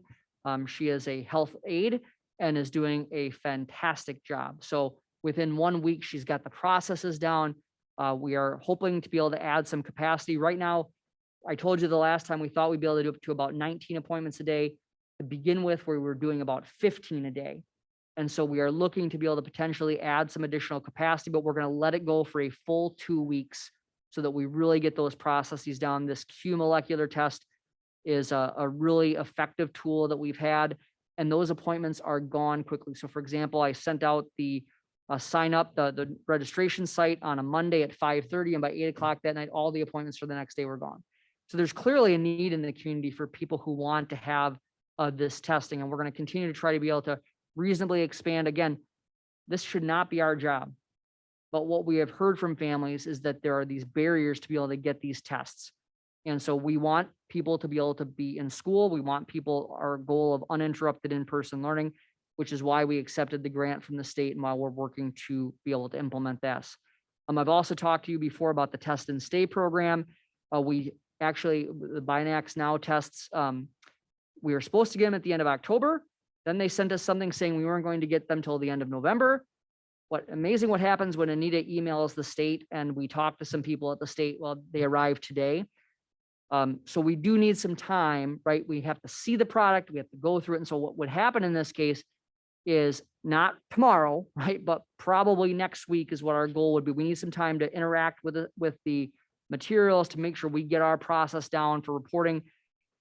You've seen we have fairly low quarantine rates, but if there's a student who's asymptomatic, that quarantine rate includes students who are both symptomatic and asymptomatic. And if I'm someone who has been a close contact, and I would have to quarantine because of the Minnesota Department of Health decision tree, but I don't have symptoms, the concept of the test and stay programs, we would send home with families a number of the Binax Now tests. What you would do then is you would say, in order to come to school, you take that test each day, and if it's negative, we're working on how to submit that particular result. It's something that we believe families can do at home. They would do that at home. They would report it in the way that we finalize to the school, and that means that student would be able to come to campus that day as opposed to having to quarantine. We know how disruptive quarantining is for people. It is not something that we ever want to do. It's a tool that we feel that we need to use based on the Department of Health decision tree from time to time. Far fewer people than this year, but every single time someone has to stay home, and especially if they don't have symptoms, it is incredibly disruptive for families. And again, we're trying to use all the tools that we can get to balance that desire that we have for uninterrupted in-person learning with making sure that we limit any kind of outbreak. So we think that this is a good step forward. Some really good data behind this kind of program from the UK where it's been studied extensively. So we think this is a good step forward. And again, people would not have to do it. If I said, you know what, I'd prefer to be able to have my student just stay home, person certainly can do that. As we implement the test and stay program, we are also going to reduce our quarantine dates from 10 days to 7 days. So the Department of Health they recommend 14, but they give you the option of 10 and 7. And when we look at the data in conjunction with the Binax now, we believe that we can go to the 7-day again. So that would be something we think would be helpful for families, is to having another layer of mitigation there. So again, I never thought I'd be talking to you about testing programs like this. So those are the COVID pieces. Also wanted to share with you is in this report is that Officer Bart Weiss, who has been our school resource officer since 2017, will be shifting back to patrol responsibilities in January of 2022. I think many you heard from Bart this summer. We know that Bart is really a staple across the district, teaching DARE courses and supporting students at Northfield Middle School, High School, and the Area Learning Center. Bart has some amazing connections with students, but he is going to be going back to the patrol.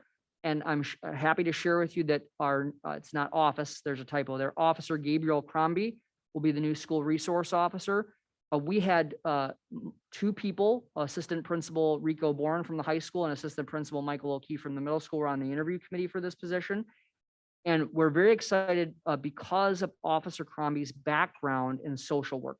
So prior to becoming a police officer, he worked for Rice County Public Health, or Rice County Social Services for a number of years. And so we know how important those kinds of skills are. And so the fact that we will have a school resource officer assigned to us who has that social work background, we think that that's the Northfield Police Department really listening to us about the kinds of skills that we're looking for in the one person that we have that supports the entire district. And I just want to share with people again too, that we are coming up to the end of that contract with the city of Northfield.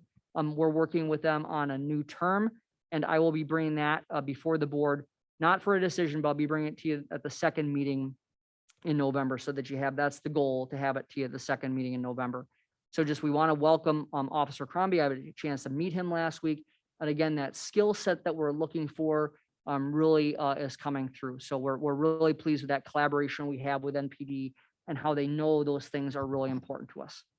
I want to share with you, you've all heard about supply chain issues, right? And so we also know that for many school districts, this has been a huge issue. In fact, I've recently heard that a group of districts in northern Minnesota have lost their final food purveyor. Not good, right? Not good. So just really want to compliment Director of Child Nutrition, Stephanie Strummy. You know, she is a treasure. Just keeps moving forward, right? You throw a curveball and she just deals with it. And so really, we have had fairly limited impact because of those supply chain issues. So the biggest thing that we've seen, so we have to actually apply for everything you want to substitute for. That was the process before. And even if it's something like for like, so right now, almost always Stephanie in the menu planning has been able to substitute a like for like product. So it may be a different manufacturer's chicken patty, but it's still a chicken patty. Now, unfortunately, most of the time it's costing more. And that's something that you need to know, is that food costs, just like everybody knows, have increased significantly. And so give you one example, we are well ahead of every year we purchase fresh produce from a program through the Department of Defense. Don't ask me why the Department of Defense does it, but they're who manages this particular program. And so our costs related to the program are well ahead of the pace this year compared to what they have been typically over the past several years. But for all the people who are very concerned about having peanut butter and jelly sandwiches, I'm happy to say that after a brief back order period, the Uncrustable has returned as an option for our students. That was the supply chain issue that was getting the most complaints, but a little bit back, a little levity there. Finally, the bright spot that I'm sharing with you today is grade level flexible grouping. I'm not going to go too much into it. You heard Hope Langston talk about this. We've used flexible grouping over the years, but we've had to shift in and out of it based upon a number of different reasons, grade level, section size, things like that. But just to reiterate what we talk about when we're talking about flexible grouping, it means we take the number of sections that are at a grade level, and then we add additional professionals to break that grade level into smaller groups for reading instruction. So if you think about, for example, what I give you the example at Spring Creek, there are 5 regular sections of 3rd grade. So if you think about what you think about 5 general classrooms, there are 5 of those general classrooms. With flexible grouping, we add the reading specialists, we add some other folks, At Bridgewater, we actually had a volunteer to that piece for the enrichment point, and we were able to break them into 8 groups then, as opposed to 5. So that allows us to provide more targeted instruction at each of the levels of where students are at. So we think that that's a bright spot that we want to share with you. We're trying to make sure that you hear about the things that we are doing to respond. You heard a lot about that tonight, so I'm not going to go any further into it. But we are seeing some really promising pieces with the initial progress monitoring that Hope mentioned. So that's the operations report this evening. Excellent. Thank you. Board members, questions, comments? Amy? So Dr. Hillman, thank you for the report. And I have a question about COVID in general in the school. Now, last meeting, one of our community members, in their feedback, mentioned how other school districts that didn't have a mask requirement had a similar number of cases of COVID in their schools. And that got me really curious. So I went to try to research this and figure it out.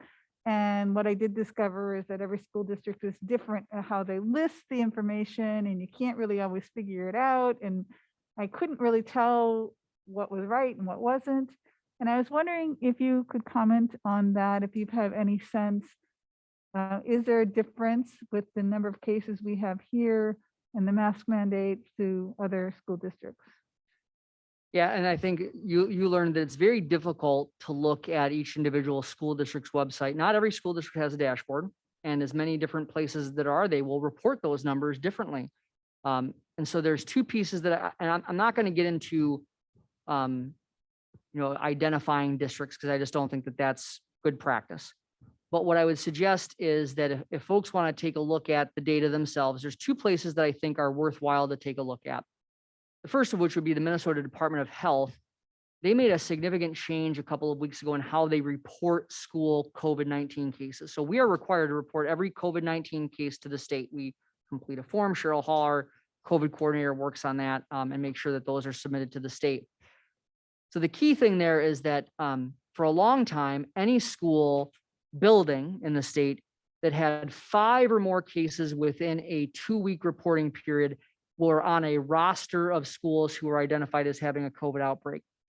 And school districts, rightfully so, gave feedback to the Department of Health saying, now, wait a minute, that means that schools that had 7 cases over a 2-week period are on the same roster as schools that had 47 cases. The Department of Health listened to that, and they are now breaking down the cases in each reporting period, and they're giving a range. So there's either you're not on the roster. I'm using the word roster instead of list because I think it's important. You're on the roster of districts that have the outbreak as determined by the Department of Health. So it's, if you're not on the list, it's you're less than 5. They are reporting then 5 to 9, 10 to 19, 20 to 29, et cetera, et cetera. So if folks want to take an objective look at that roster, you'll find that we have 2 of our schools that are on that roster. Bridgewater Elementary is on one of the 5 reporting periods for being in that 5 to 9 range. Northfield High School has been on now for 2 of those 14-day, again, in that 5 to 9 range. And if you look at, we all know the districts that and different safety protocols that people have selected. I will not criticize anyone else's safety protocols. That's what's right for their community. But I think if you take a look at that, you're going to see a different set of stories for our district compared to districts that maybe have a different set of protocols. So that is one piece of objective data that you can take a look at. And it does depend, because you might look at Northfield High School data and say, wait, how come they're not on that roster a little bit more? It really is about where those cases fall, right? Because it's within the reporting period piece. The other thing I'd encourage you to consider is University of Minnesota professor Julian Wolfson has put together something called, it's called the Minnesota School Opening Statistics. And so if you just Google Wolfson COVID data, that's what I would suggest. You can select by school district. Now, he looks at the data a little bit differently, where what he does is he combines all of the zip codes that are associated with a school district. Now, it's an approximation, right? There's no perfect piece of data on this. But if you take a look at, and at the bottom of that screen, you're able to look at how Northfield would compare. You select Northfield in the list, and then at the bottom, he actually has a lineup of all of the school districts. There are 336 school districts in the state of Minnesota. He lines up all 336 districts. And what I would say to you is that if you look at where Northfield is, we are in the bottom 5th, might even be in the bottom 8th, depending on how you look at calculating it or where you look at on the list. Now they update that data. I believe they update it every Thursday, and he is calculating it based on the 14-day per 100,000. He also gives the 14-day per 10,000. And so you can just take a look at that data if you'd like, and you can pick Northfield. You'll see we're toward the bottom of that listing. And then you can hover over the rest of the data and you can see what other school districts are at. And then people can make a determination for themselves based upon that data. So I wasn't prepared tonight to pull that up on the screen, but those are the two pieces. Again, the Minnesota Department of Health K-12 outbreaks report is the one that comes out. It comes out every Thursday. And then in addition, and I do anticipate we will see the middle school join that roster. If not this report, if not this week, next week. I anticipate we've seen an increase in cases at the middle school over the last little bit. And I think that that will put them on that roster. But that's the first time that they've been on that roster compared to some other middle schools that unfortunately have had to be on there quite a few times. So you can take a look at that data yourselves and draw your own conclusions from that. Thank you. That's really cool. Other questions, comments? Jeff? Some more COVID related questions and, rewind the tape and, even with Dr. Richardson, and I've talked to you about this a long time ago, even going back on influenza, and you use the terms that, you say your own terms, ramp on, ramp off in the terms of, what is the data set that, we would consider, you would consider leading us on to take the mask off or make, mask optional, however that works, and then putting them back on. And I think, we've had some flu breakouts years ago or whatever. And then basically what's the protocol on that? It should be set up that if we're going to do ramp on and ramp off, you should do it, for influenza, have that set up. And also, for COVID. And obviously COVID is very,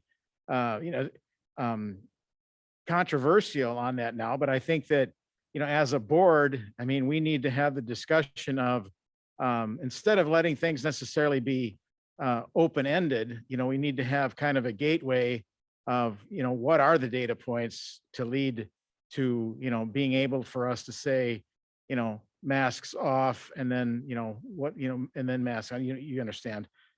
So I just think to have that discussion and have it more openly, instead of necessarily picking sides, and, we need to just put that out there and ask what that is. So it's not as open-ended as, when I remember you were saying, let's go 6 weeks into the school year and see where we're at. And I don't know, I don't think I said that we'd go 6 weeks. I think there were people that suggested that. Yeah, there but was, right. What I've said is we would we would look at it regularly, Jeff. Right. Okay. So, you get my point on that. And I just think that, I think that in a timeline along with the report, can we agree on data points that we're making decisions from that? And I think that, to go and say this school district did that, this school district did that, if it's our decision as a board, we need to just have the leadership of bringing that up for, not necessarily even, first of all, voting on, a mask off or mask on policy. It's having the data and agreeing on that of what would be the data that we're going to look at. And, the coin could flip in a day and you can have an outbreak and, tomorrow we're coming in and we're going to have masks on, so I just think that that's just something that we need to not necessarily not make it about the process and just have the discussion. Very reasonable. And we have resisted up until this point, giving people a number, right? Because it's disingenuous. I've said this, I've answered this question a couple times, and it's disingenuous because how many times have the goalposts been moved on us? Right. So transparently, I want to tell people, we don't have a number yet because it's not the way it works. And I'm not saying now's the time anyway. I'm just saying, let's get something within a couple of ballparks. You bet. So we feel like we're not throwing rocks at each other, that we at least agree on, hey, here's a set of data, here's a set of data, what's reasonable, what's not reasonable. And hey, you know what? Now doesn't seem like the time. So we're going to kick the can forward and keep looking at stuff, but here's kind of where we're going to, land somewhere within, this parameter kind of thing. So. Yeah, so very reasonable. And I think the development that I've said all along, every time this question's been asked, there are 3 metrics that I think we should consider. One is that county case rate, right? We've talked about that. A second part was the ILI rate, and our ILI rates have been great. I mean, our ILI, you can't argue that, right? Thrilled to see that. And then the third part was vaccination. And so now that vaccination is available for 5 through 11-year-olds, I think that went from being an unknown. And again, it is a family choice whether people choose that or not. But when people didn't have a choice, this board talked about when some people don't have that choice yet, that was a factor in our determination about our safety protocols. And so now that there's certainty, right? We know that it is available. Whether people choose to take advantage of it or they choose that it's right for them or not, that is up to them. But that it was an unknown before, and now it is a known. So I feel now much more comfortable starting to talk about some of those specific numbers. So we're working with our incident command team on that. I cannot tell you that we'll be ready to give you that recommendation at the next board meeting in terms of what maybe the December 13th board meeting in terms of those pieces. Because one of the things I think is important is not to give people, okay, we're going to reduce these protocols and then 2 weeks later put them back on. That's not how we want to do it. The goal is once we take them off, once we remove them, that our goal would be we're done. That's what the goal is, right? Because we have a number of different tools now that we didn't have 2 weeks ago. We have a number of different tools now that we didn't have a few months ago. The other piece that is coming into play, you've asked this question before, Jeff, too, about therapeutics. We now have one of the first therapeutics that was approved to help reduce the symptoms if a person does get the illness. So that's another piece, right? In terms of a Tamiflu-like component. So that part has really changed. And you're absolutely right, Jeff. We will continue to look at the influenza-like illness rate. And that influenza-like illness rate takes into account influenza, and it takes into account COVID-like symptoms and a number of other pieces because it's about those respiratory pieces. So when you think about ILI, it takes into account all of those different components. And the state will tell you have to shut down if you hit 5%, a 5% average over around a week period. Now, there's a lot of things I've learned that they ask a lot of questions. We came perilously close to that last year in one school building. And the questions that they ask are nuanced, public health, amazing people in terms of the questions that they ask and the way that they advise you in those circumstances. So, Jeff, we're getting much more comfortable now that we have another variable that we didn't know when it was going to be here, where I think we're going to be able to provide you with that kind of recommendation within a couple of meetings as to what are the conditions that would allow us to reduce our protocols. And at the same time, unfortunately, we're starting to see cases go up again, but this may just end up being a truth that we work through. So we now have a variable, right, that we are an unknown that we now know. That puts another piece so that we can have a concrete discussion about it. Yeah, those are great points, and thanks for sharing that. And I just think as we move forward, it's just if we have our own process of how we can throw all of this stuff out there and actually have, like in your own words, ramp on, ramp off, and for influenza and for COVID, and moving forward, that data is now there. Yep. So thank you. And I'd also like to point out that I think that we're of course aware of what the places around us are doing, but I think it's been pretty clear. We've made our own decisions, right? We have not, we of course are aware of what the people around us do, but we have made decisions that were what this board felt were the best for our community. So not afraid to make tough calls, right? All right, thank you. Other questions, comments? Tom? Can I make a comment about the superintendent's report, the last board meeting? I think you talked about the Greenville traffic situation. Yes. I see that they have bump out pillars or whatever in place. They painted the curbing to keep the cars out. And so city's moving on it. Yep, the city has been very good at moving on those things. We've had a good relationship with them on these traffic issues. Does not fix it, right? But those are things that are helping increase safety until a permanent solution can be identified.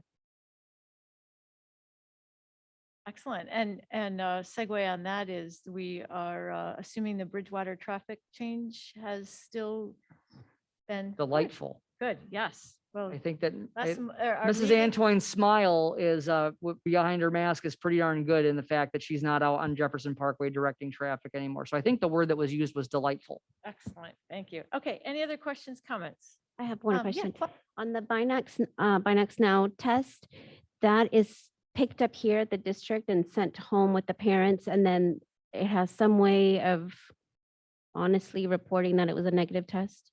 We are finalizing that procedure. We needed to actually, one of the things we learned with the Q test is that we actually have to get the stuff that because sometimes what you think you might get and what you actually get from the state are two different things, right? So we just got them today. We're going to be looking at what that procedures. We do anticipate them sending them home. It probably won't be from the district. It will most likely be where it goes home from the building. And then working on that reporting piece in terms of we're going to be trusting, families in a lot of ways. We do have some concepts of how we are going to be able to have them report that to us, but we are going to try it in terms of walk through the process now that we actually have the kits. And we anticipate we'll be able to hopefully get that going in the next 2 weeks for sure. And then do we still have vault tests? Yes, that's a great question. We And all do. the supplies to get them sent off and all that? Yeah, we do have, that's a good question about the supplies. We do have, last count, Anita, I think we had around 500 vault tests left. Roughly, and then we were waiting, I think, did we finally get the shipping bags? I think we did, didn't we? Okay, so we do have all those things for about 500 more of those tests. The vault test is a great test, but people are impatient, understandably so. It takes a few days to get those results. Okay, thank you. Thank you for the work I know you'll have to do this week on getting the test to stay program, but what a game changer for every student who's had to look at being quarantined. So, okay, excellent. Thank you. So we will move on now to approval of the consent grouping. As a reminder, there were some personnel items in the table file that were added to the consent grouping. Is there anything anyone would like to pull from the consent grouping for separate consideration? No. I have a simple question regarding the overnight field trips. Who covers the liability? Yeah, that is covered by our umbrella policy. Thank you. Okay. Is there a motion to approve the consent grouping? Moved by Tom. Is there a second? Second by Jeff. All those in favor of approving the consent grouping, say aye. Aye. Opposed? Motion carries. Okay, we'll move on to items for individual action. This evening, we have quite a few. So we'll work initially with our first item for individual action, which is approval of the World's Best Workforce report that was presented this evening by Hope Langston. So is there a motion to approve the 2021-2022 World's Best Workforce Annual Report as presented? Moved by Claudia. Second by Tom. Any questions or comments? All those in favor say aye. Aye. Opposed? Motion carries. The next item is a co-curricular addition of a middle school student council advisor. I will have Dr. Hillman present just a quick overview of that. Then I will ask for a motion and then the opportunity to ask questions. Yeah, so for some time, we've had 2 staff members sharing a single stipend for student council at the middle school. For many years, the high school has had 2 paid positions for the student council. I think that as people looked at the updated Schedule C, it became apparent that it should be 2 different positions at the middle school as opposed to 2 people sharing 1 stipend. So that is the increase that you're seeing here tonight, a total increase of $1,991. Okay, so because this is an item for individual action, I will ask for a motion prior to questions. So is there a motion to approve the middle school assistant student council advisor level 4 stipend of $1,991? Moved by Noel. Is there a second? Second by Claudia. Any questions or comments? Amy? So my question is, I don't fully understand why 2 people are needed for this position, because I was thinking I remembered that it's partly based on the number of students involved, and I don't know how many students are involved in student council, so that might answer it. But are 2 people really needed? Yeah, for some of the events, Amy, there are the need for 2 advisors. So there are a number of different events that student council might support where you would need to have more than 1 advisor. Specifically for supervision and things like that. Other questions or comments? Could you say how many students are a part of that group? I'm gonna look to Val. She might have, do you have the list of the, we just did the analysis of this. Okay, so if you can just give us a second. We recently this summer did an analysis of all of the coaching and advising stipends based, and part of that was based upon the number of students that were served.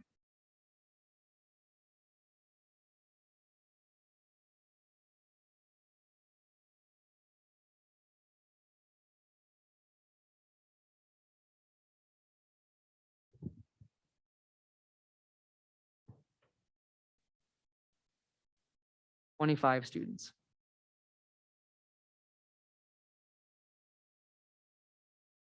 Any other questions or comments? Okay, so we have a motion and a second. All those in favor say aye. Aye. Opposed? Motion carries. Our next item is the resolution of the application of Form A to the Minnesota State High School League that helps grant opportunity to offset student activity fees. So is there a motion to approve the resolution of school board supporting Form A application to Minnesota State High School League Foundation? Moved by Tom. Is there a second? Second by Corey. We have a motion and a second. This is a roll call vote as it is a resolution. So Anita? Aniak, Aye. Butler, Aye. Berwith. Gonzalez, George, Aye. Richard, Aye. Winnell, Aye. Stratmon, Aye. Excellent. Thank you. Motion carries. We thank the Minnesota State High School League Foundation for helping us to offset some of our co-curricular expenses. So we'll move on now to the resolution establishing combined polling places for multiple precincts if we were to do a special election. And again, this is something we have to do every year. We don't anticipate doing a special election, but in the unlikely event that one would occur, we would have to have these combined polling places designated as presented. So is there a motion to approve the resolution establish combined polling places for multiple precincts and designating hours during which the polling places will remain open for voting for school district elections not held on the day of a statewide election as presented? Moved by Amy. Is there a second?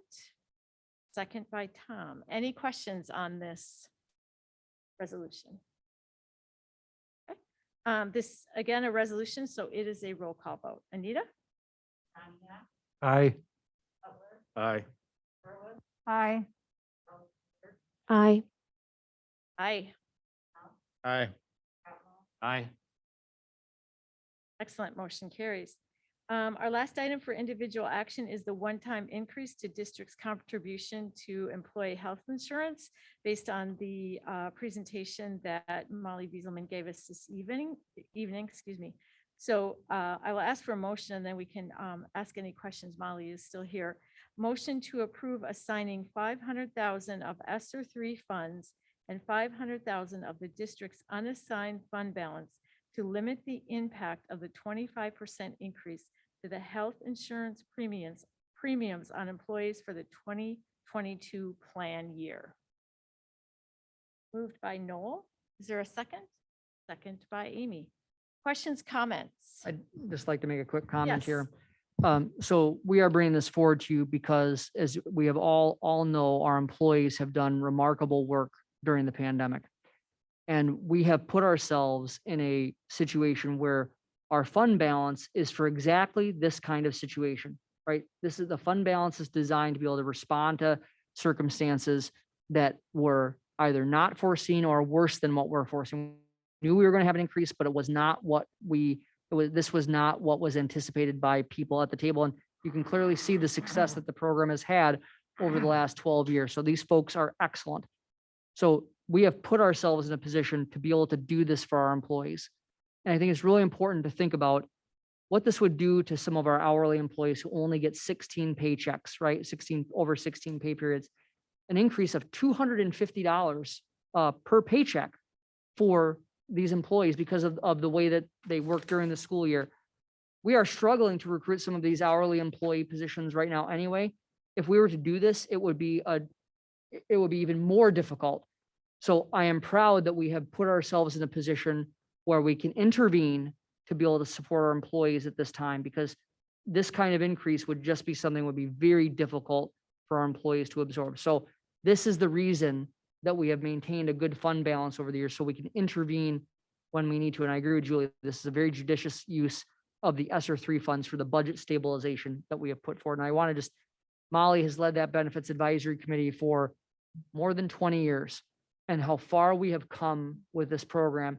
No one likes this news, but it is what it is, right? And so we have to respond. And I can tell you that that group will come up with creative solutions to try to avoid, this is going to be an issue for some time, but it buys us the time to be able to address those issues. So Molly, who's behind the post there, thank you, Molly, for your leadership on that. We really appreciate, of course, with all the union heads as well.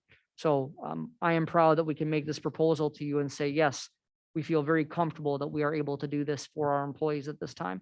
And I think that a lot of people talk about supporting the people who have worked with kids through the ups and downs of the pandemic. This is where it is, right here. Thank you for those really framing that, what this means, and what we'll be able to do if we approve this motion. Noel, you have a question? I just wanted to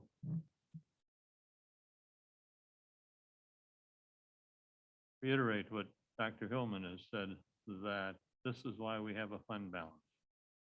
And the fund balance serves in an emergency. Sometimes it serves as a planning tool at other times. And so this is good. Thank you, Noel. Any other questions or comments?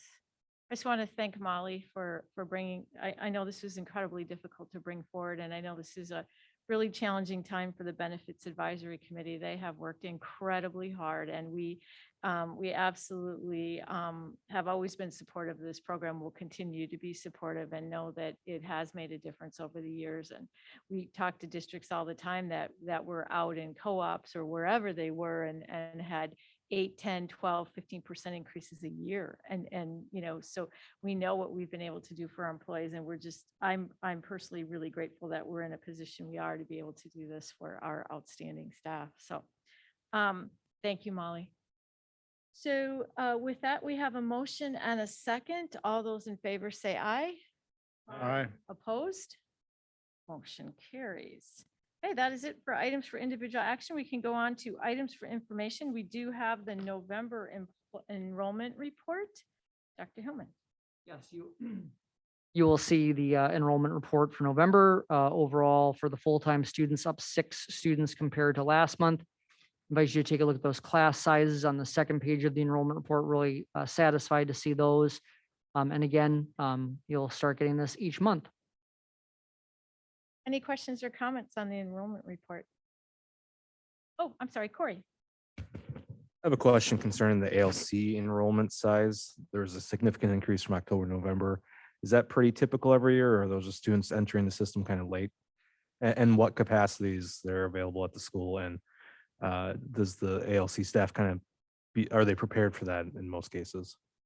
Yeah, so Corey, when we look at the ALC numbers, those include both the full-time students, which if I'm remembering correctly, we're at about a total of 70 or so students who are full-time. I think it's about right.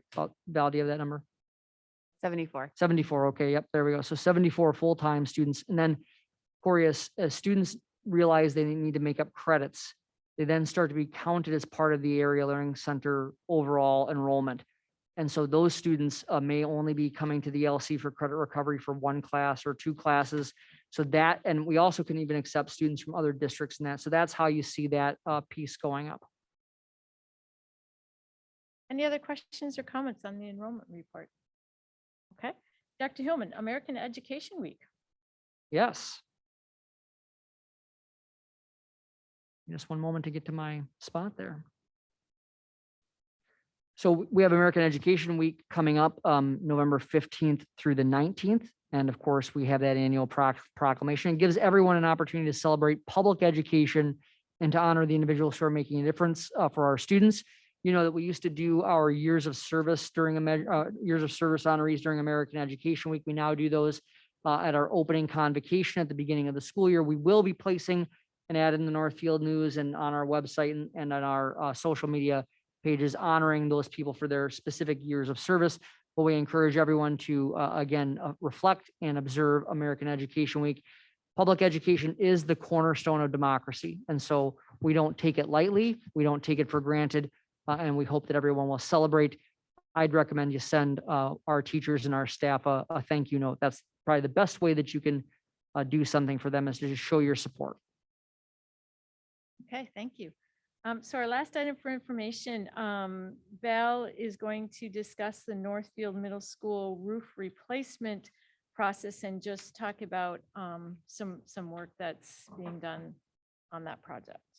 Yeah, so this is just a heads up. So we are looking at replacing the middle school roof next summer. There's a few options we're looking through.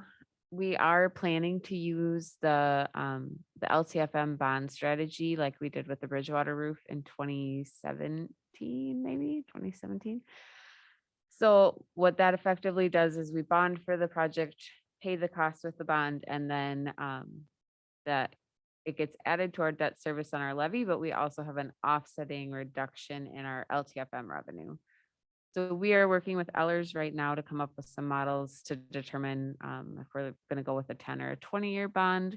But that information will come to the board meeting on the 22nd for approval so that we can get the bids in the paper and all of those things rolling. There are some pretty significant concerns with the COVID shortages and supply chain and all of the things and just staffing in general. And so they are recommending pretty much anything you're doing next summer to do it sooner rather than later. And so that will be coming. So we wanted to give you a heads up, but it'll be probably about a $3 million project. We're leaning towards a 20-year bond right now. Cole and I are going to have a discussion tomorrow about that. The 20-year bond would put between the two bonds, we would be at about 17% of our total LTFM revenue paying debt service payments. So it's a significant portion, but much, it's manageable. It's not a huge significant chunk that we're impacting our other planned projects at that point. So that's kind of the scope. We'll have more details at the next meeting about schedule and those sorts of things, but that was kind of just a heads up to know that we'll be asking for action at the next meeting. Ellers can be here to present the kind of the proposal with the bonds if you have any specific questions. Thank you. I appreciate that we're looking that far ahead in terms of how we can manage that well. And we have seen that that's a successful approach. And once we are able to do that, then you can secure the work also, which we know right now is just as important. So, okay. Any other initial reactions or questions regarding that, knowing that there'll be more at our next board meeting on this? So I appreciate the heads up on what's being done to make that work for us. That's it then for items for items for information. So future meetings, just as a reminder, we've talked this evening a couple times about our board work session, which is a week from this Thursday, November 18th at 5 p.m. We will have that work session here in the district office boardroom. Our regular meetings, next meeting is November 22nd at 7 p.m. followed by our only meeting in December, which is December 13th. Both of those regular school board meetings are at 7 p.m. So thank you everyone for a great meeting. With that, I ask for a motion to adjourn. Moved by Noel. Is there a second? Second by Tom. All those in favor of adjourning say aye. Aye. Opposed? Motion carries. We are adjourned.